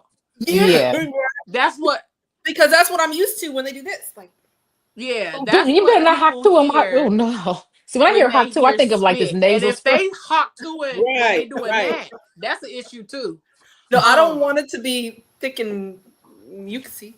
No, and so it's not like you pulling it from the depths of your soul when you spit in somebody your sinus cavity. Right. They got allergies trying to get it out. Right. You ain't pulling the excess from the nasal cavity. Listen, I got you just literally taking what's already talking about you allergic to cats and then hawking shit up on me. Like, don't do it. So she's got trauma with spit. It sounds like it's literally kind of like what's gathering what's already in your mouth, not getting anything additional. It's like a juicy kiss. It's like a juicy kiss. It is. I don't like juicy mouthed people. Well, that's not. We don't really like juicy kisses. Yeah, we don't. I mean, I'm not talking about like slobber, but it's the same level of slobber. Like that amount of spit. It's not excessive. It's not very. It's not. It's literally like a dribble. You know when you turn the water on and it just be that little drip? That's what it is. Like just very like a baby. When a baby just like drools. I be wanting babies to wipe their own mouths. I think it No, because and this is why. Listen, I'll be like, you can't get that. You don't feel that on your chin, baby. Like, and she's really like that. this. I swear to God. I don't like. This is why people don't let me watch their children. Actually, no, it's why I don't watch other people's kids because I'm like, yo, you don't feel that on your face. Like, wipe that off. That's disgusting. Hold your neck up. 6 weeks old, can't do it yourself. Come on, baby. Oh Lord. So no, I'm not into spit. I want to get to the point where I can try it, but I want to be comfortable with somebody. But I think you have to get the heat of the moment. Not why sweet is taboo. Listen, sweet is taboo. And be running. Hey. Yo. Hell yeah. It does. Real. And don't let some jazz be playing in the background. I'm finna run in super slow-mo. Okay, so you like to do to jazz music? Okay. Let that horn go. Okay. Because I like when them strings kick in. That's I'm just What was that movie? It said pluck it like a guitar. Yeah. But no, like that was part of like when I was in my BDSM relationship. That's what it was. Like he grew up in some areas. Did you sign a contract while you were in your relationship? Yeah. Oh wait, you said it like you feel a way about it. How are you cool with that contract? Like what? Tell me. Oh no, I'm very cool with it. I wish more people did it on a regular, consistent basis. It was just we signed it and he didn't follow through on his end? Through with it. Yeah. Okay. Who set the contract up? You or him, or was it a mutual arranged document? It was me, but we went over it mutually. Okay. And so then he didn't follow. Did you follow his consequences? Did you? Yeah. Did he have consequences for him? Absolutely. That's why it's a former. Wait, but aren't you supposed to agree to the consequences? Like they're okay with you to a certain extent. He agreed to the consequences, and then he didn't let her do them or whatever. He didn't follow through. So okay. Yeah. Okay. But like he grew up in some areas when it came to like the attentiveness and all of those kind of things, and so it was like, oh, okay, you a little grown. And then so it became like I had started listening to jazz some years ago, like really, really fully engaging in jazz. And so I didn't know that was part of his thing too. And so when we came back together, it was like, oh, you like jazz? Listen, so I'm saying this someone's gonna one of those sweat on WEUP and she gonna have a nut. But it was that sexy time jazz. It wasn't that like it wasn't that swinging when we out here. It was sexy time jazz and I loved it. And so it was different as hell. But it was not. Would I do it to jazz again? Hell yeah. She didn't have to think about that. She said she want to get robbed to jazz, so we already know. Robbed the jazz music. I'm gonna send you a jazz playlist where they be getting robbed or doing some shit that's total opposite of what's actually happening. I love that for me. Hilarious. Yo. So let's talk about the safety, communication, and consent. Since we talking about contracts and all that stuff, that was a good segue. It was okay. Let's talk about consent and safety and communication. When it comes to primal play, first things first, that shit can get intense. Yeah, if you're doing it right, it can get very intense. So, first and foremost, for everybody that's watching, one of the key rules is consent is not optional. Just because it was wild and spur of the moment, it doesn't mean it's uncontrolled. You're supposed to always establish boundaries, safe words, and body cues. Okay, so make sure y'all doing that, because you don't want to be the next person with the doom doom. You don't want to be that person. Okay, make sure you get that consent. Check-ins before and during. So talk about the comfort level, the triggers, or words that signal pause. So that's why we said like the communication, talking, all of that is important. Absolutely. Because if you just up here choking the shit out of me and my eyes rolling, and I can't say nothing, and you just like, oh yeah, you like that, don't you? And you didn't choke me till my eyes didn't pop. See, I have a signal for choking. I have a signal like if I grab your hands and I pull it towards me, you ain't putting enough pressure. If I grab your hand and I pull it away, okay, you're doing too much. And we have that little body cues. That's body cues. Yes, absolutely. That doesn't work for me. But also, fellas, ladies, if y'all like choking, learn how to choke. That part.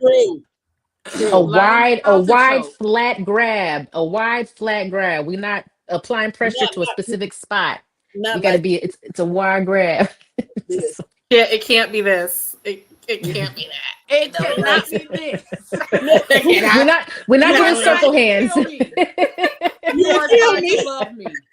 Exactly. Kill me, love me. You're taking the scream mask a little too far.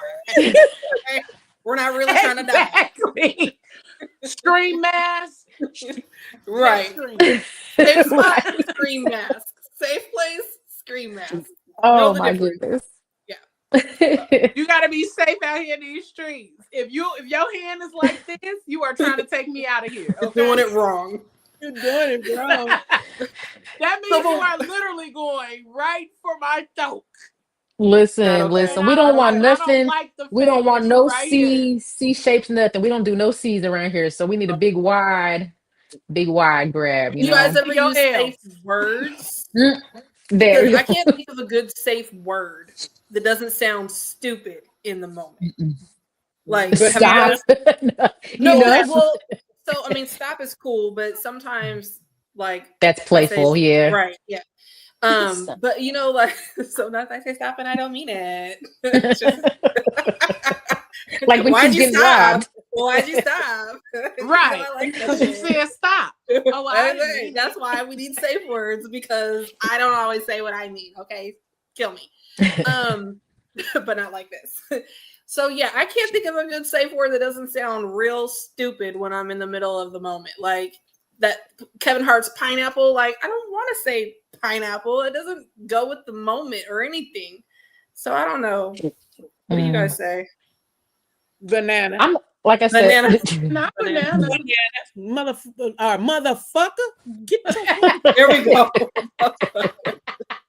If my leg pulls back and I'm kicking you, I usually say some stuff like "cut that shit out." Like usually that's where I end up. No, look. I go cut that shit out. Oh, you trying to choke me? Let me choke you, balls. Let me show you how I feel. See, I like to give instruction, but you know, like when I'm in the moment, it's like a deep, sultry voice. Like the guys are telling me my voice drops a few octaves, and you know, you can be like, no, daddy, daddy, I don't like that. No, let's, you know, you can say it real cute, you know what I'm saying, but you don't have to kill the moment if you're like comfortable with your partner. You can be like, no, daddy, move that hand. No, I don't like that. Come over here, daddy. You know, nice about it, and they don't listen. You gonna kill that moment. Yeah. You gonna kill that moment. I'm trying to be real nice, and they don't listen. They gangsters, ain't they? So listen. I'm like, who is y'all fucking with? Like, listen, they don't know a body cue. No. Sometimes the men be into it too much, and you be like, no. You be like, no, that's a little bit too tight, and they be like.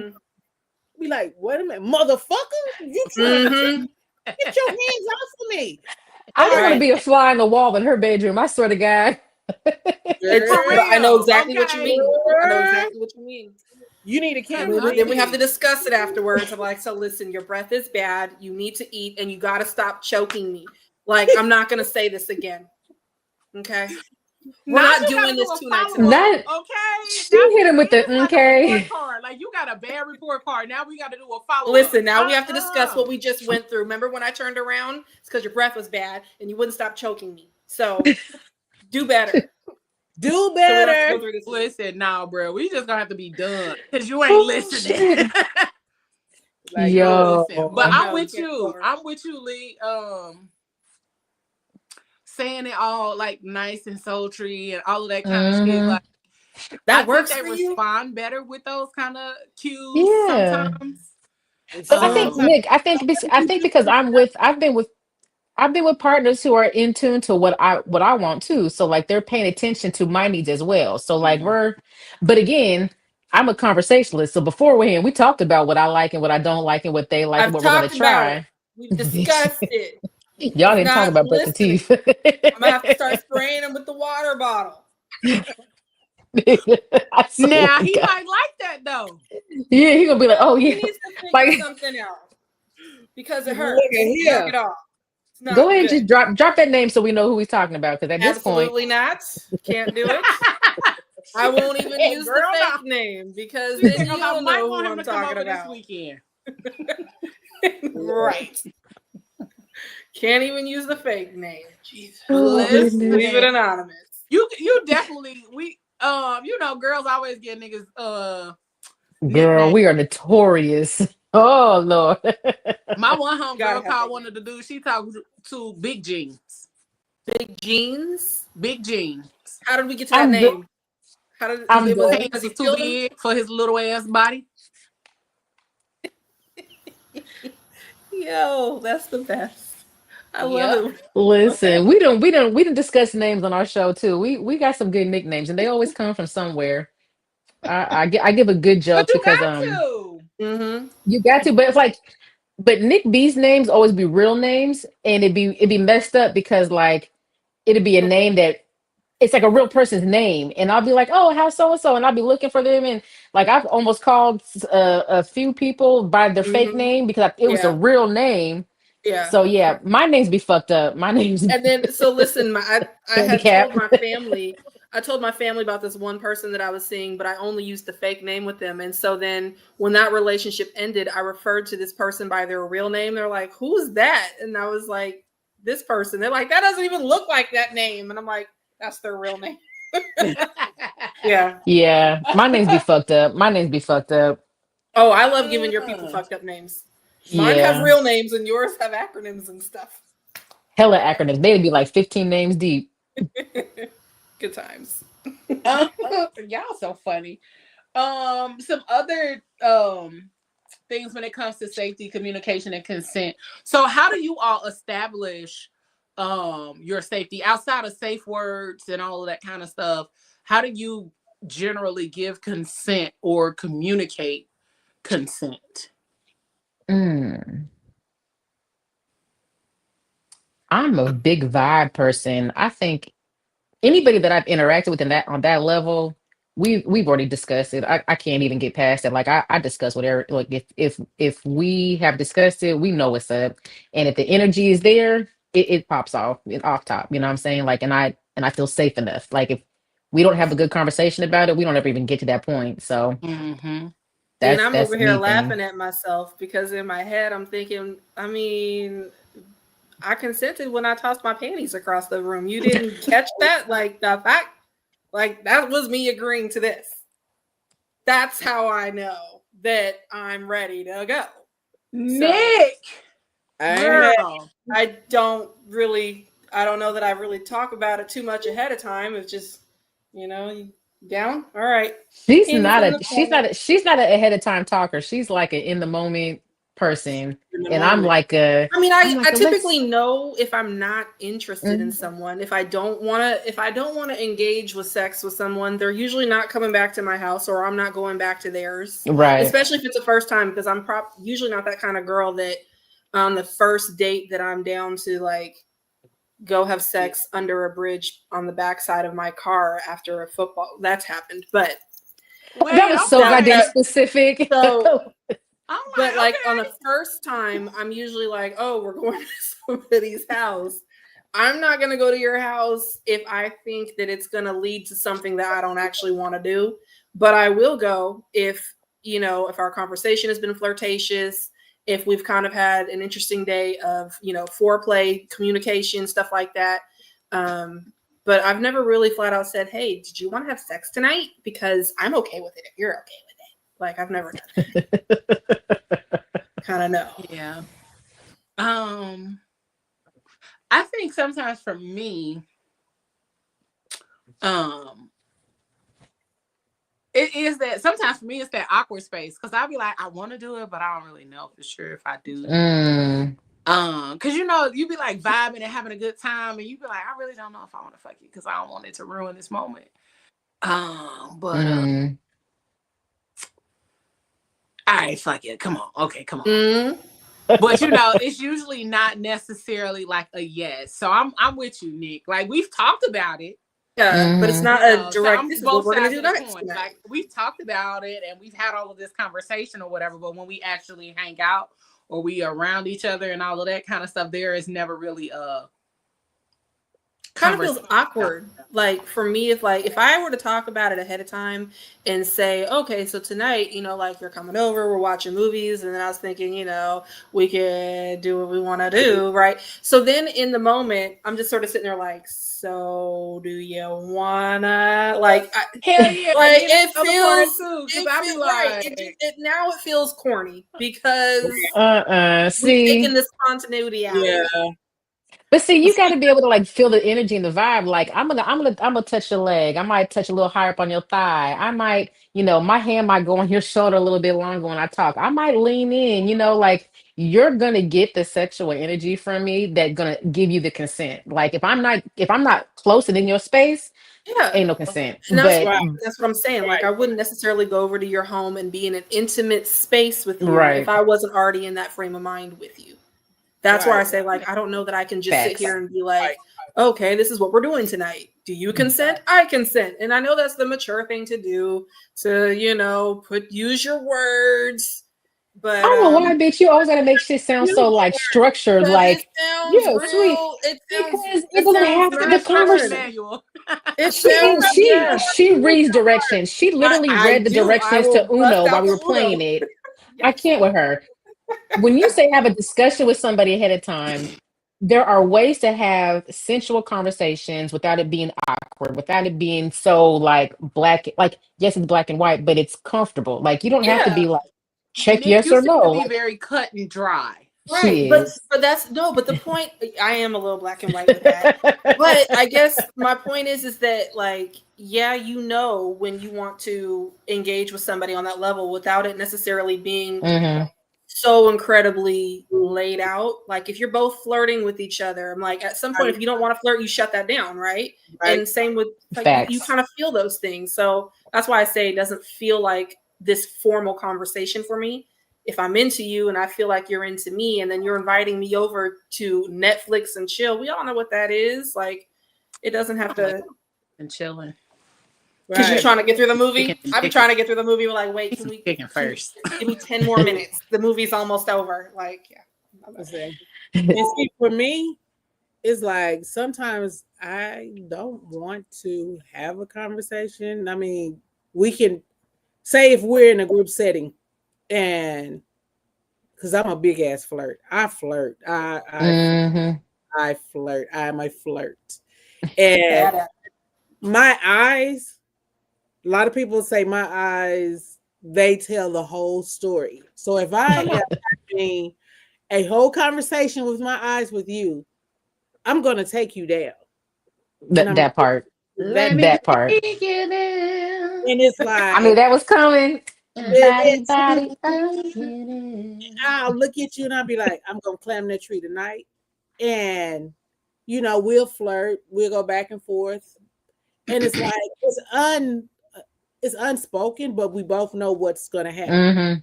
Before the night is over, I done got that ass. There you go. There you go. That ass. Regina, you be sounding so masculine sometimes, and that shit tickles me because you are like the girliest girl. And you be so, and I done got that ass. It's funny because my pastor be like, he tells me that, he said, for you to be the girliest girl, he said, you sound like a dang dude. He said, because the way you talk like a, but I was raised with 10 boys. There you go. I was raised with 10 boys. I For real. I didn't got it. So you say you're good with flirting. Are all three of you guys? I know Leigh. I know you more because I just haven't met you guys like that. But is everybody good with flirting? Like you said, you're really good. I love the flirt. I do. My flirting gets me in trouble, but you know that. I'm so bad at it. I need to take a class. I should teach a class. I want to teach a class I'll so sign bad. up for it. I'll sign up for it. Yes. Let's do it. Okay. I need real life test dummies. I need men to be in there so they can, do the things. Because start laughing. I feel like flirting is an art, but it's also in confidence and communication. Yep. Facts. A lot of times flirting just starts off very simple. It's very simple. You can see somebody, and a lot of times I've seen a lot of women like on TikTok doing those smile king da da da da da those kind of videos, and honestly that is what gets them. Oh, you look nice today. One thing my auntie taught me, she always calls black men boss. How you doing today, boss? And niggas be like, how you doing? Because they like being respected. Yeah. A lot of men don't get the respect that they feel like they deserve, and so giving them the ability to have or being addressed in such a way, calling a man handsome. How you doing today, handsome? Hey, how you doing today, baby? Like, it's a guy that I know. He's like, because I use baby often. He be like, oh, I love when you call me baby. I like, you know what I'm saying? Like, it's the thought that like they are being tended to or cared for or anything of that nature, and they'd be like, oh, okay.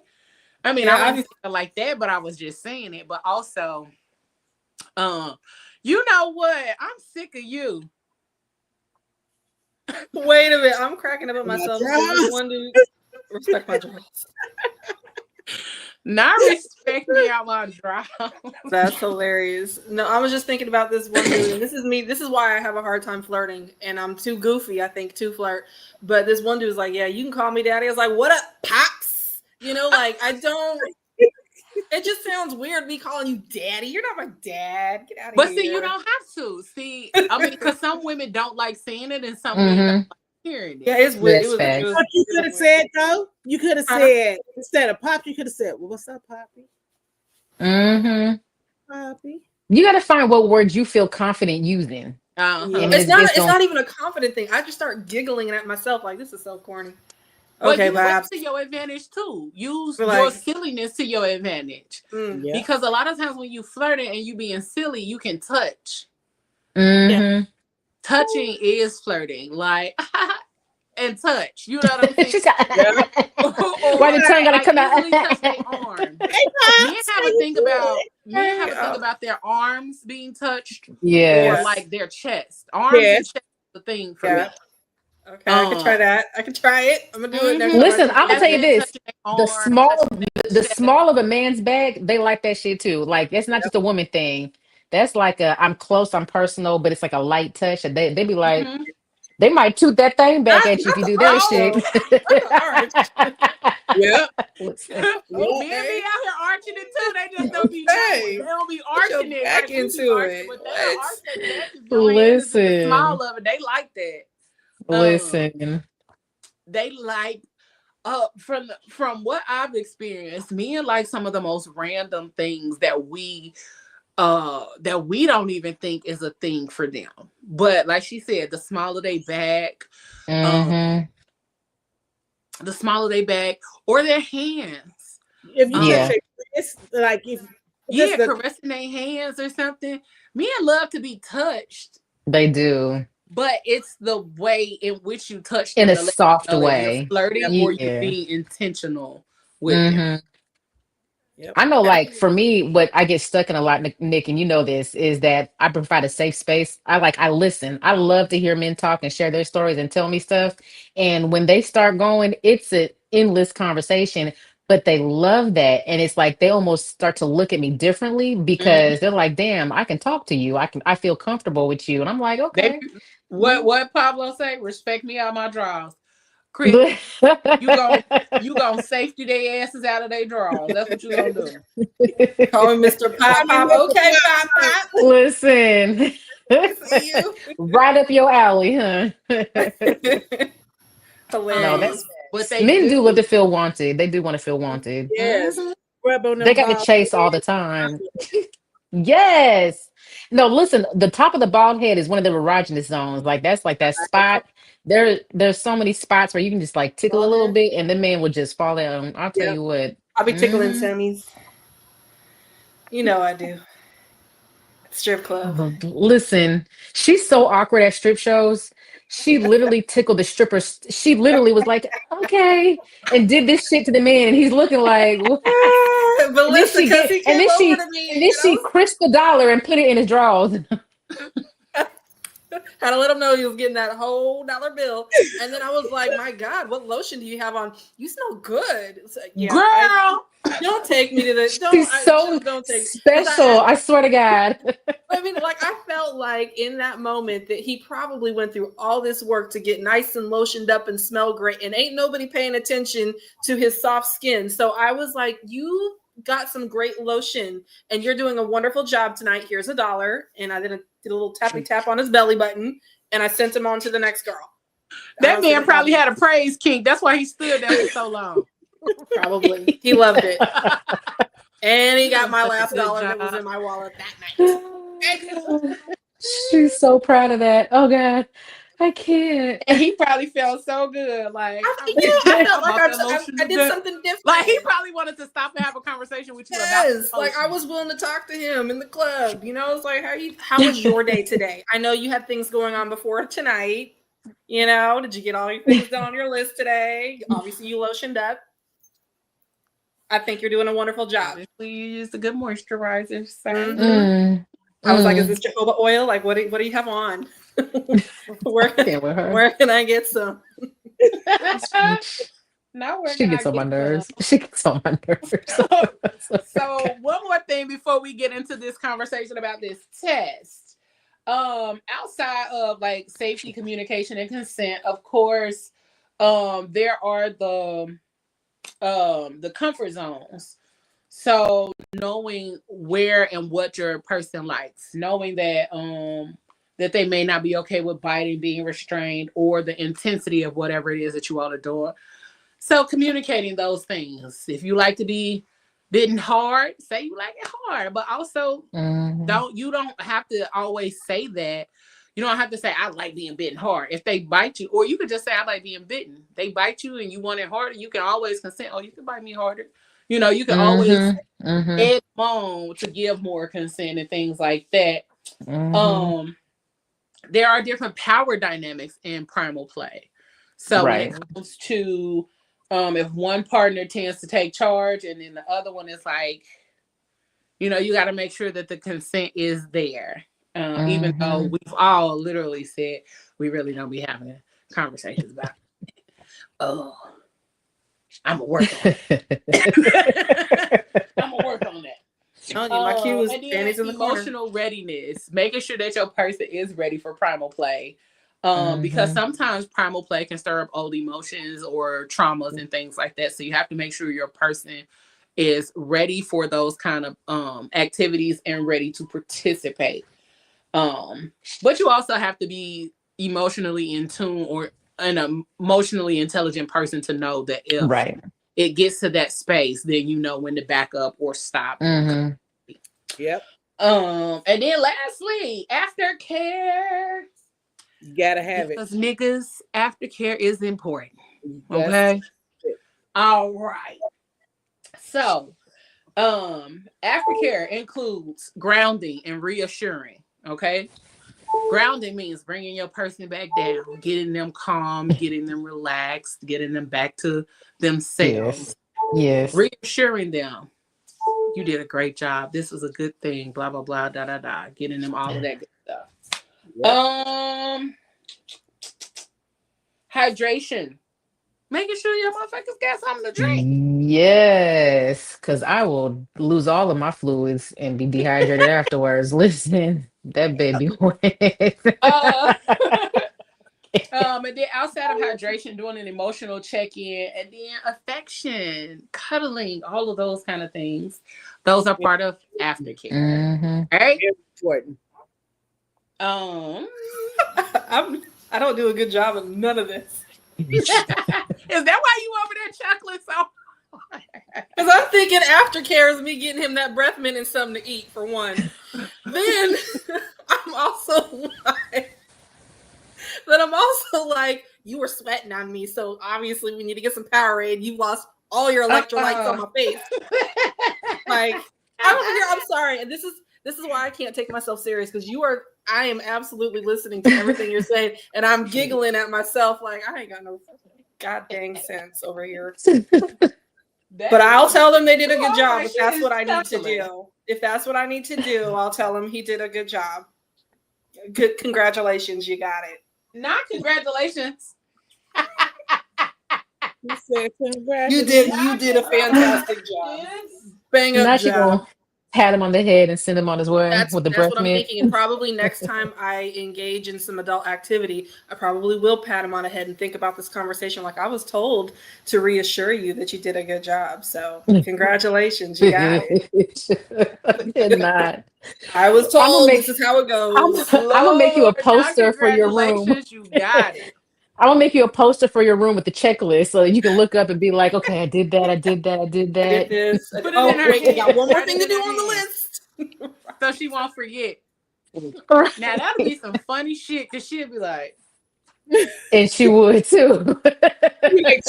I said that. Okay, I'll just put some stickies on my noteboard or on my headboard. So every time I do one thing, I'll pull a sticky down. Like, okay, we did this. We did this. Did you get water? You're good? Okay, got that. Oh, you did a great job tonight. Wonderful. You are so literal, and that shit tickles me. I'm cracking up. That tickles me. Yeah. Oh god. I'll let them know they did good. Oh. So the other thing that we were talking about earlier in this show, we said the test. We didn't tell y'all what it was called. Yes. It's the test. Okay. So I'm gonna put the link in the chat, so you guys, in the comments, so you guys can take the test when you are ready. And you gotta share your results. And you gotta tag everybody. I want to see this. I love this. If you guys are in the Fat Girl Chronicles Facebook group, we do have a chat that is like a side chat, and it's called PGC After Party. So if you join the after party chat, then we can discuss this in there. We'll also post it in the group as well, because that way you guys can share your results and have the conversation with us about all of this good stuff. Mm-hmm. So for me, I ain't going first. Somebody go first. I'll go first. I love my test results. So I'm 100% rope bunny. Come on, bunny. I love to be restrained.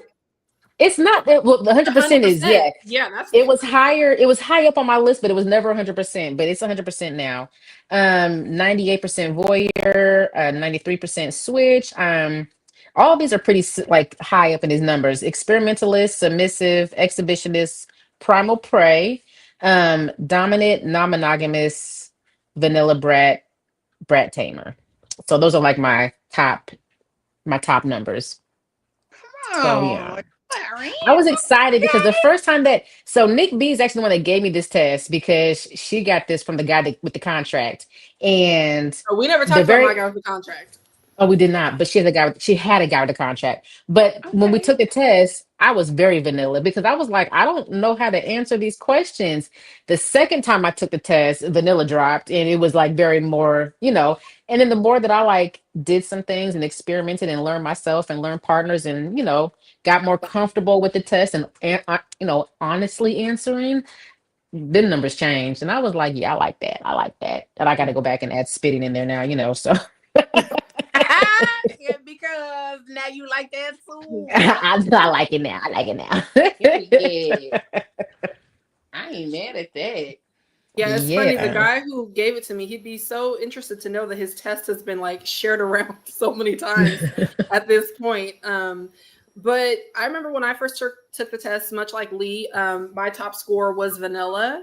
And I like to say that I'm now more vanilla with some sprinkles because I can't find my results. I don't know where they went.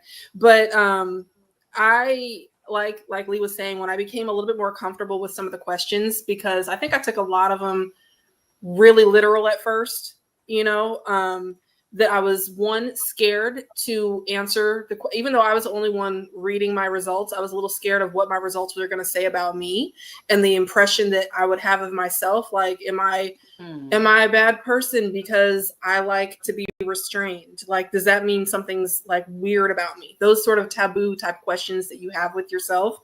And so first time I took it, I found one. Okay. First time I took it was 100% vanilla.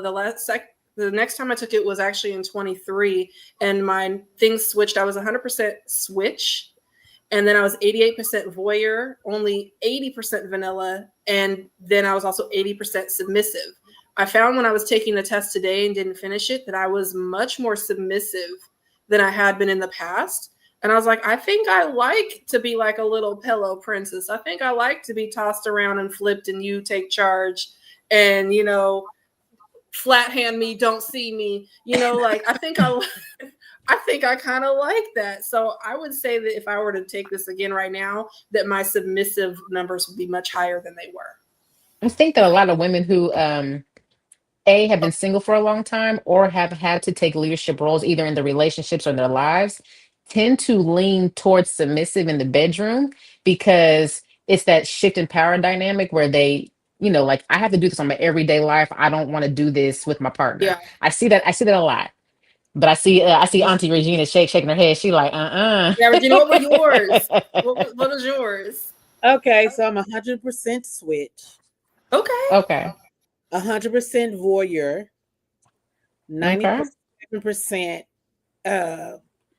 exhibitous. 96% experimentalist.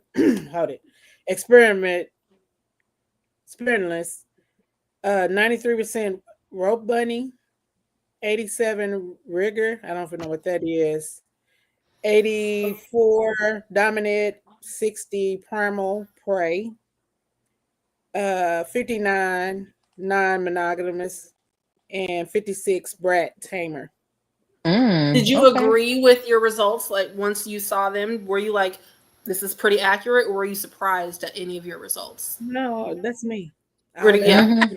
And rigor is tying people up. So rigor is doing the tying. Yeah, that's me. Yep. And I was also going to point out that when anybody else takes this test, there is an explanation below of what each title is. So in case you do get something that you're like, well, what does it mean to be a voyeur? Or what does it mean to be an exhibitionist? That it will break down a little bit more clearly what that means. See, I never knew about rigor, but everything. Can you read rigor? Okay. I don't have it in front of me, but because I don't remember what that one means.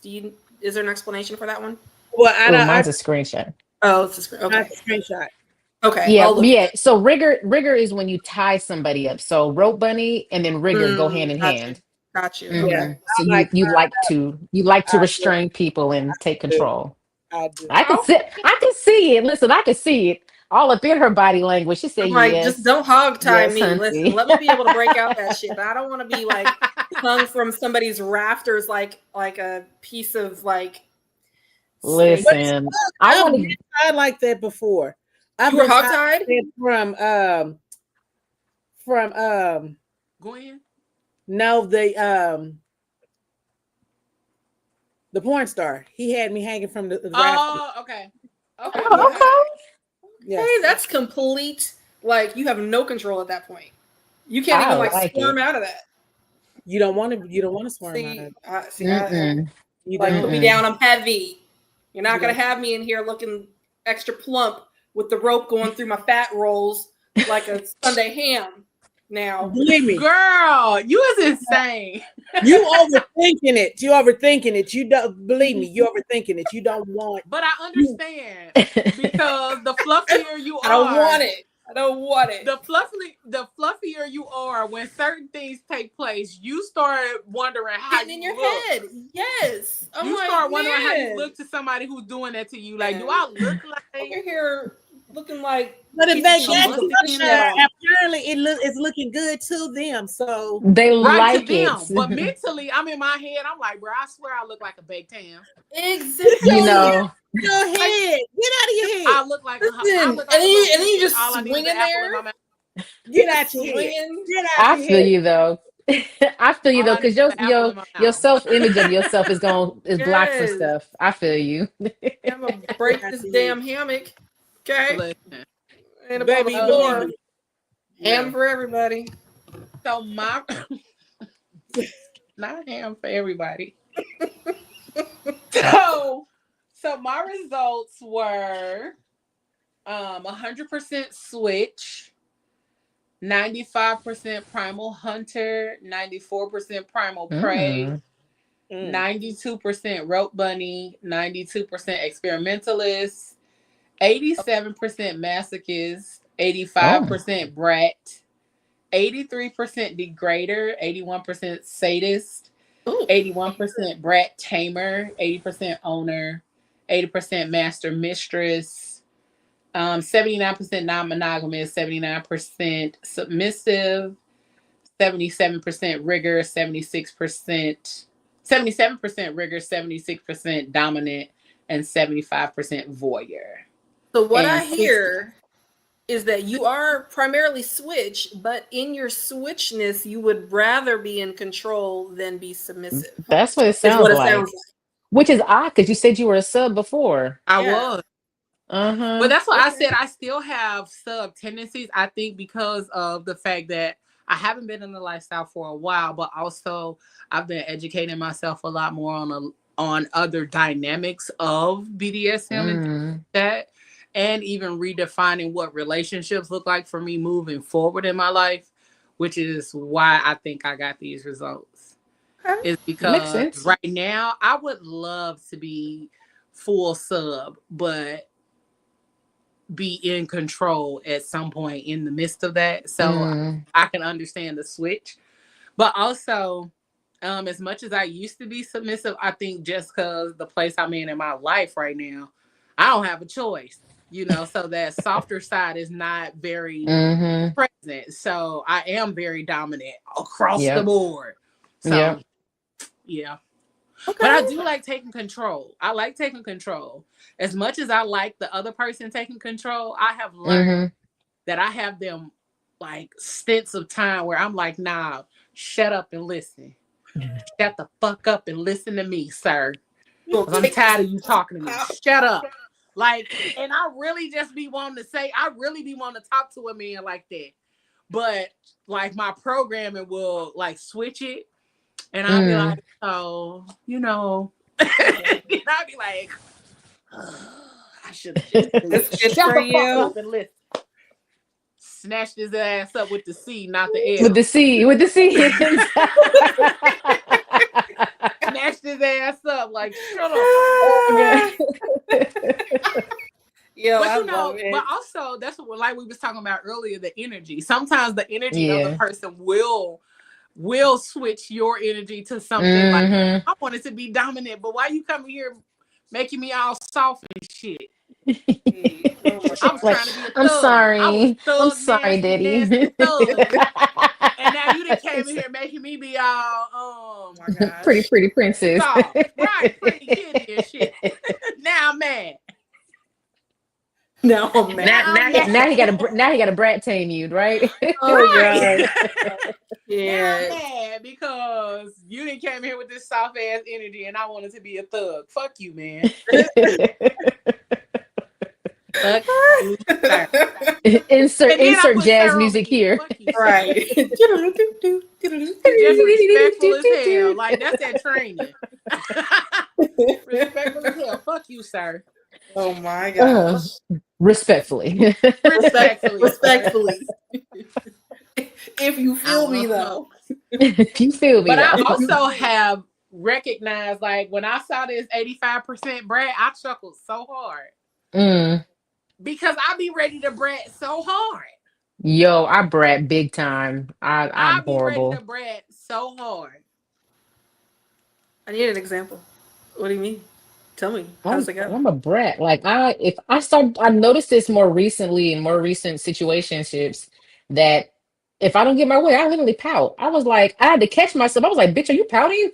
And I was like, oh, let me suck my lip in real quick. But I kind of want him to do something. But I'd be like, okay, I'm pouting, but do something. I'm testing you. Please do something about Right. this. I'm about this. Do something to make me not pout. Do something to Right. make me feel better. Okay. You feel me? Because I'm really up here pouting for a reason, sir. Handle me. That part. I need some attention ASAP. What my friend used to say, attention me. Ooh, What are we doing? I like that. I'm gonna start saying that. Attention me too. Just gonna get a random text message. Attention me right now. For real. Because what are we doing? Why am I not getting attention? Why are you not? Mm, What is it? I don't like this space. Do that. mm. But I laugh because vanilla was like 25% on here. Your vanilla was only 25%? My vanilla was 25%. Dang. Man, I'm super vanilla, but with sprinkles. Little caramel sauce. And then 40%, like on the lower scale, like 40% degrady. And I was tripping because degrader was high on my thing, like 83%. I was gonna say because you had the degrader, you had the sadist, and then you had the what's it called? I can't even say the word ever. I was all yes. there. I said, goddamn. Interesting. I said, who am I underneath all of this? Man, we're gonna get you a screen mask and some thigh-high leather boots, and we're gonna let you roam the streets. For me, that I've recognized recently is that a lot of guys, they just like talking about sex. Like they don't like the active like energy that it takes to build up to get to that. And I don't think it's been stop talking to me, bro. Like stop talking to me. I sometimes wonder if guys are required to discuss sex the same way that women are. Like I feel we as women are much more open with communication, right? Mm-hmm. So we kind of have this platform where we can dive in, say what we like, what we do, and you know, all those things. But I think with guys, they're a little bit more guarded. I don't know that they would sit and have this same conversation with 3 of their guy friends, how we're sitting here having this conversation. So I think it's easy for them to lead up to it, but then fall flat when it comes time to engage or explore, because, you know, that's just kind of not really what guys do. I think it just goes back to their safe spaces. Like they don't feel safe. Like they don't have the safe spaces. Yeah. We talked about that Tuesday and talked about how they don't have a lot of safe spaces. And I even said, y'all probably wouldn't talk about this shit if I wasn't in the midst. Because it was me and the guys until Regina came on. It was me and the guys on Tuesday. And I'm like, y'all probably wouldn't have this conversation at all unless I was in the midst, unless there's a woman. And I was like, and I'm like the homeboy to y'all. So I'm like the homeboy with titties. So y'all was cool because y'all knew it was titties in the room. But otherwise, y'all would not have. You don't think guys have openly and as honestly as y'all have? Don't do it, Nichole. I was wondering. I was like, do you not think guys have any of this kind of conversation at like their barbershop, like talking about who they took down? I feel like it's more cliche. Like it's who they took down is more cliche, but it's not as in depth as what we're discussing. Like they're not talking about their wants and their needs and their likes and their hidden passions, and those they're talking about that big booty bitch that I fucked the other day. Like that's the extent of what they're expressing that they like big booty bitches. I mean, because not all guys they like always express they like big booty bitches. But also, the barbershop that I used to go to all the time, they used to have like some really in-depth conversations about BDSM and all of that kind of stuff. And I used to be like, oh, because most of the time we don't ever really hear them having them conversations. But again, I'm the homegirl. So I'm in there, but they would have the conversations when it's not as many clients or anything in there. But they would just be talking amongst themselves. And I was like, oh, okay, so y'all really do talk about these things sometimes. But also, if y'all don't know, Man Cave Conversations is coming up at the beginning of the year. Brought to you by PGC Media. So we're going to see what they get to talking about on Man Cave Conversations. I will tap in. I will tap in. I sure will. And it's coming at the top of the year. We ain't doing nothing new. We trying to close out the year. But at the top of the year, Man Cave Conversations is coming. I love it. Y'all stay tuned. We got some dope guys that's going to be running that show. So stay tuned for all of that good stuff. But I hope that men do continue to find safe spaces to have those conversations. And that we learn as a whole to stop putting the judgments out there first. Yeah. Because a lot of times we judge before actually understanding. And that's why I always say have a understanding before you having an opinion. Because sometimes our traumas, our childhoods, and our upbringing do groom us for who we're becoming sexually. So some of those things may be why we like being spanked or being choked and all of those kind of things. But don't judge nobody. And not from trauma though, but just right. Not your thing. Okay. Don't yuck nobody's yum. I love talking to people about their shit though. I love talking about it. I do too. I understand. Yeah, Lee's definitely why you like it nasty. I like it nasty. I'm with you on that one. Listen. We're gonna have to we have to do another session where we get Nik B and we're gonna have to like teach her some actual techniques and stuff to get her on her flirt game because it's not there. It's okay. It's not gonna work. We're gonna do a whole show for you. Okay, I'll learn. I'll try to learn, but it's gonna be silly when I try to implement you were just anything. Over there doing this, girl. That's all it right. No, okay, so I can handle like some body language. It's the communication it's the word. that yes, cool. Because my delivery is often comedic most of the time. Even when I'm being serious, it's my voice inflection that doesn't translate sexy. It doesn't hit sexy. It hits, oh, you're funny. Okay. Oh God, I swear, I love it. Listen, I love it. I love her. Listen, this has been fun. I think y'all are the first guests we've had on here in a while. Yeah, I can definitely say this is one of the top ones as far as having our guests back on and in rotation. I'm so excited to do more with you ladies and have more conversations with y'all. Hopefully, please collab on some things because that would be top. Yes, we would love to have you on. I'm ready. Absolutely.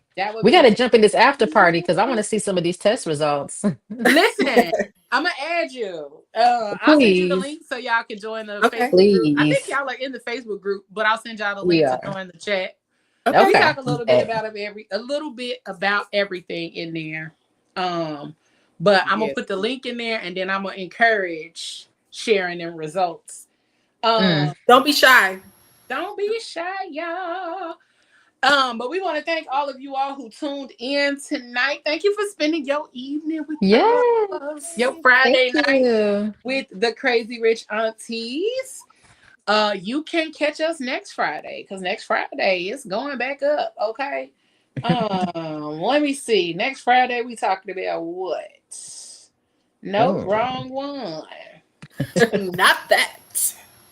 Next week, we talking about whispers, moans, and other. I need to come on this one too because this one is my shit. I love that. Listen, we talking about the sounds. These are the sounds, not the signs, but the sounds of love making.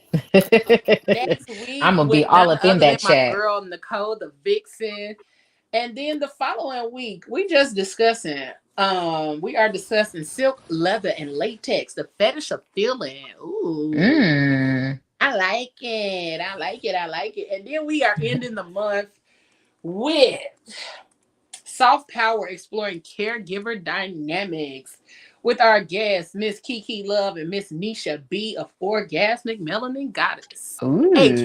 HOMG. Right? That sounds sexy. So we got plenty to talk about, and it's gonna be a good time. But make sure y'all connect with our guests. So if you got your phone out, don't forget to hit that QR code so you can follow. Bitch, we cute. I know. I was just like, looking like us. Looking like yourselves. Yeah. You can follow each of them individually and follow the podcast. Make sure you check out these ladies. They have an amazing podcast. Once again, if you didn't catch the name, it's Dirty Rose Podcast. I love the name. Make sure you check them ladies out. Go watch all the things and tune in. They have some amazing conversations. I've checked them out myself, and listen, they are, I mean, as you can see, they're hilarious, okay, as well as informative as fuck. So make sure you tune in and tap in with our guests from tonight. And then, you know, like always, we will be back next Friday to get in on another conversation, having another amazing time. But y'all know what I say. Whatever you do, keep it grown, keep it sexy, keep it classy, and always keep it spicy. Want to wish you a good night from PGC After Dark and the Crazy Rich Aunties. We hope you have an amazing weekend.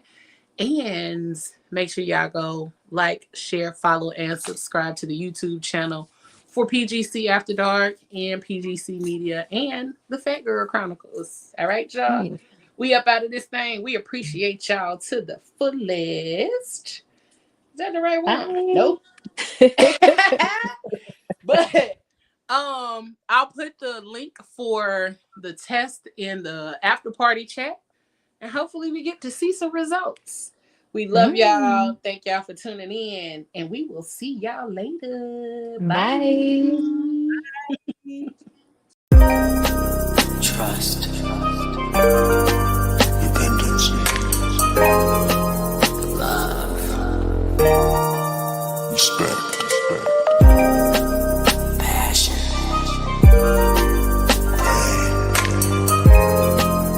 Intimacy. Pleasure. I sit here stuck inside my head, remembering you and I analyze all those things you said. You told me you loved me, you kissed and you hugged me, then you smiled and look in my eyes and tell me that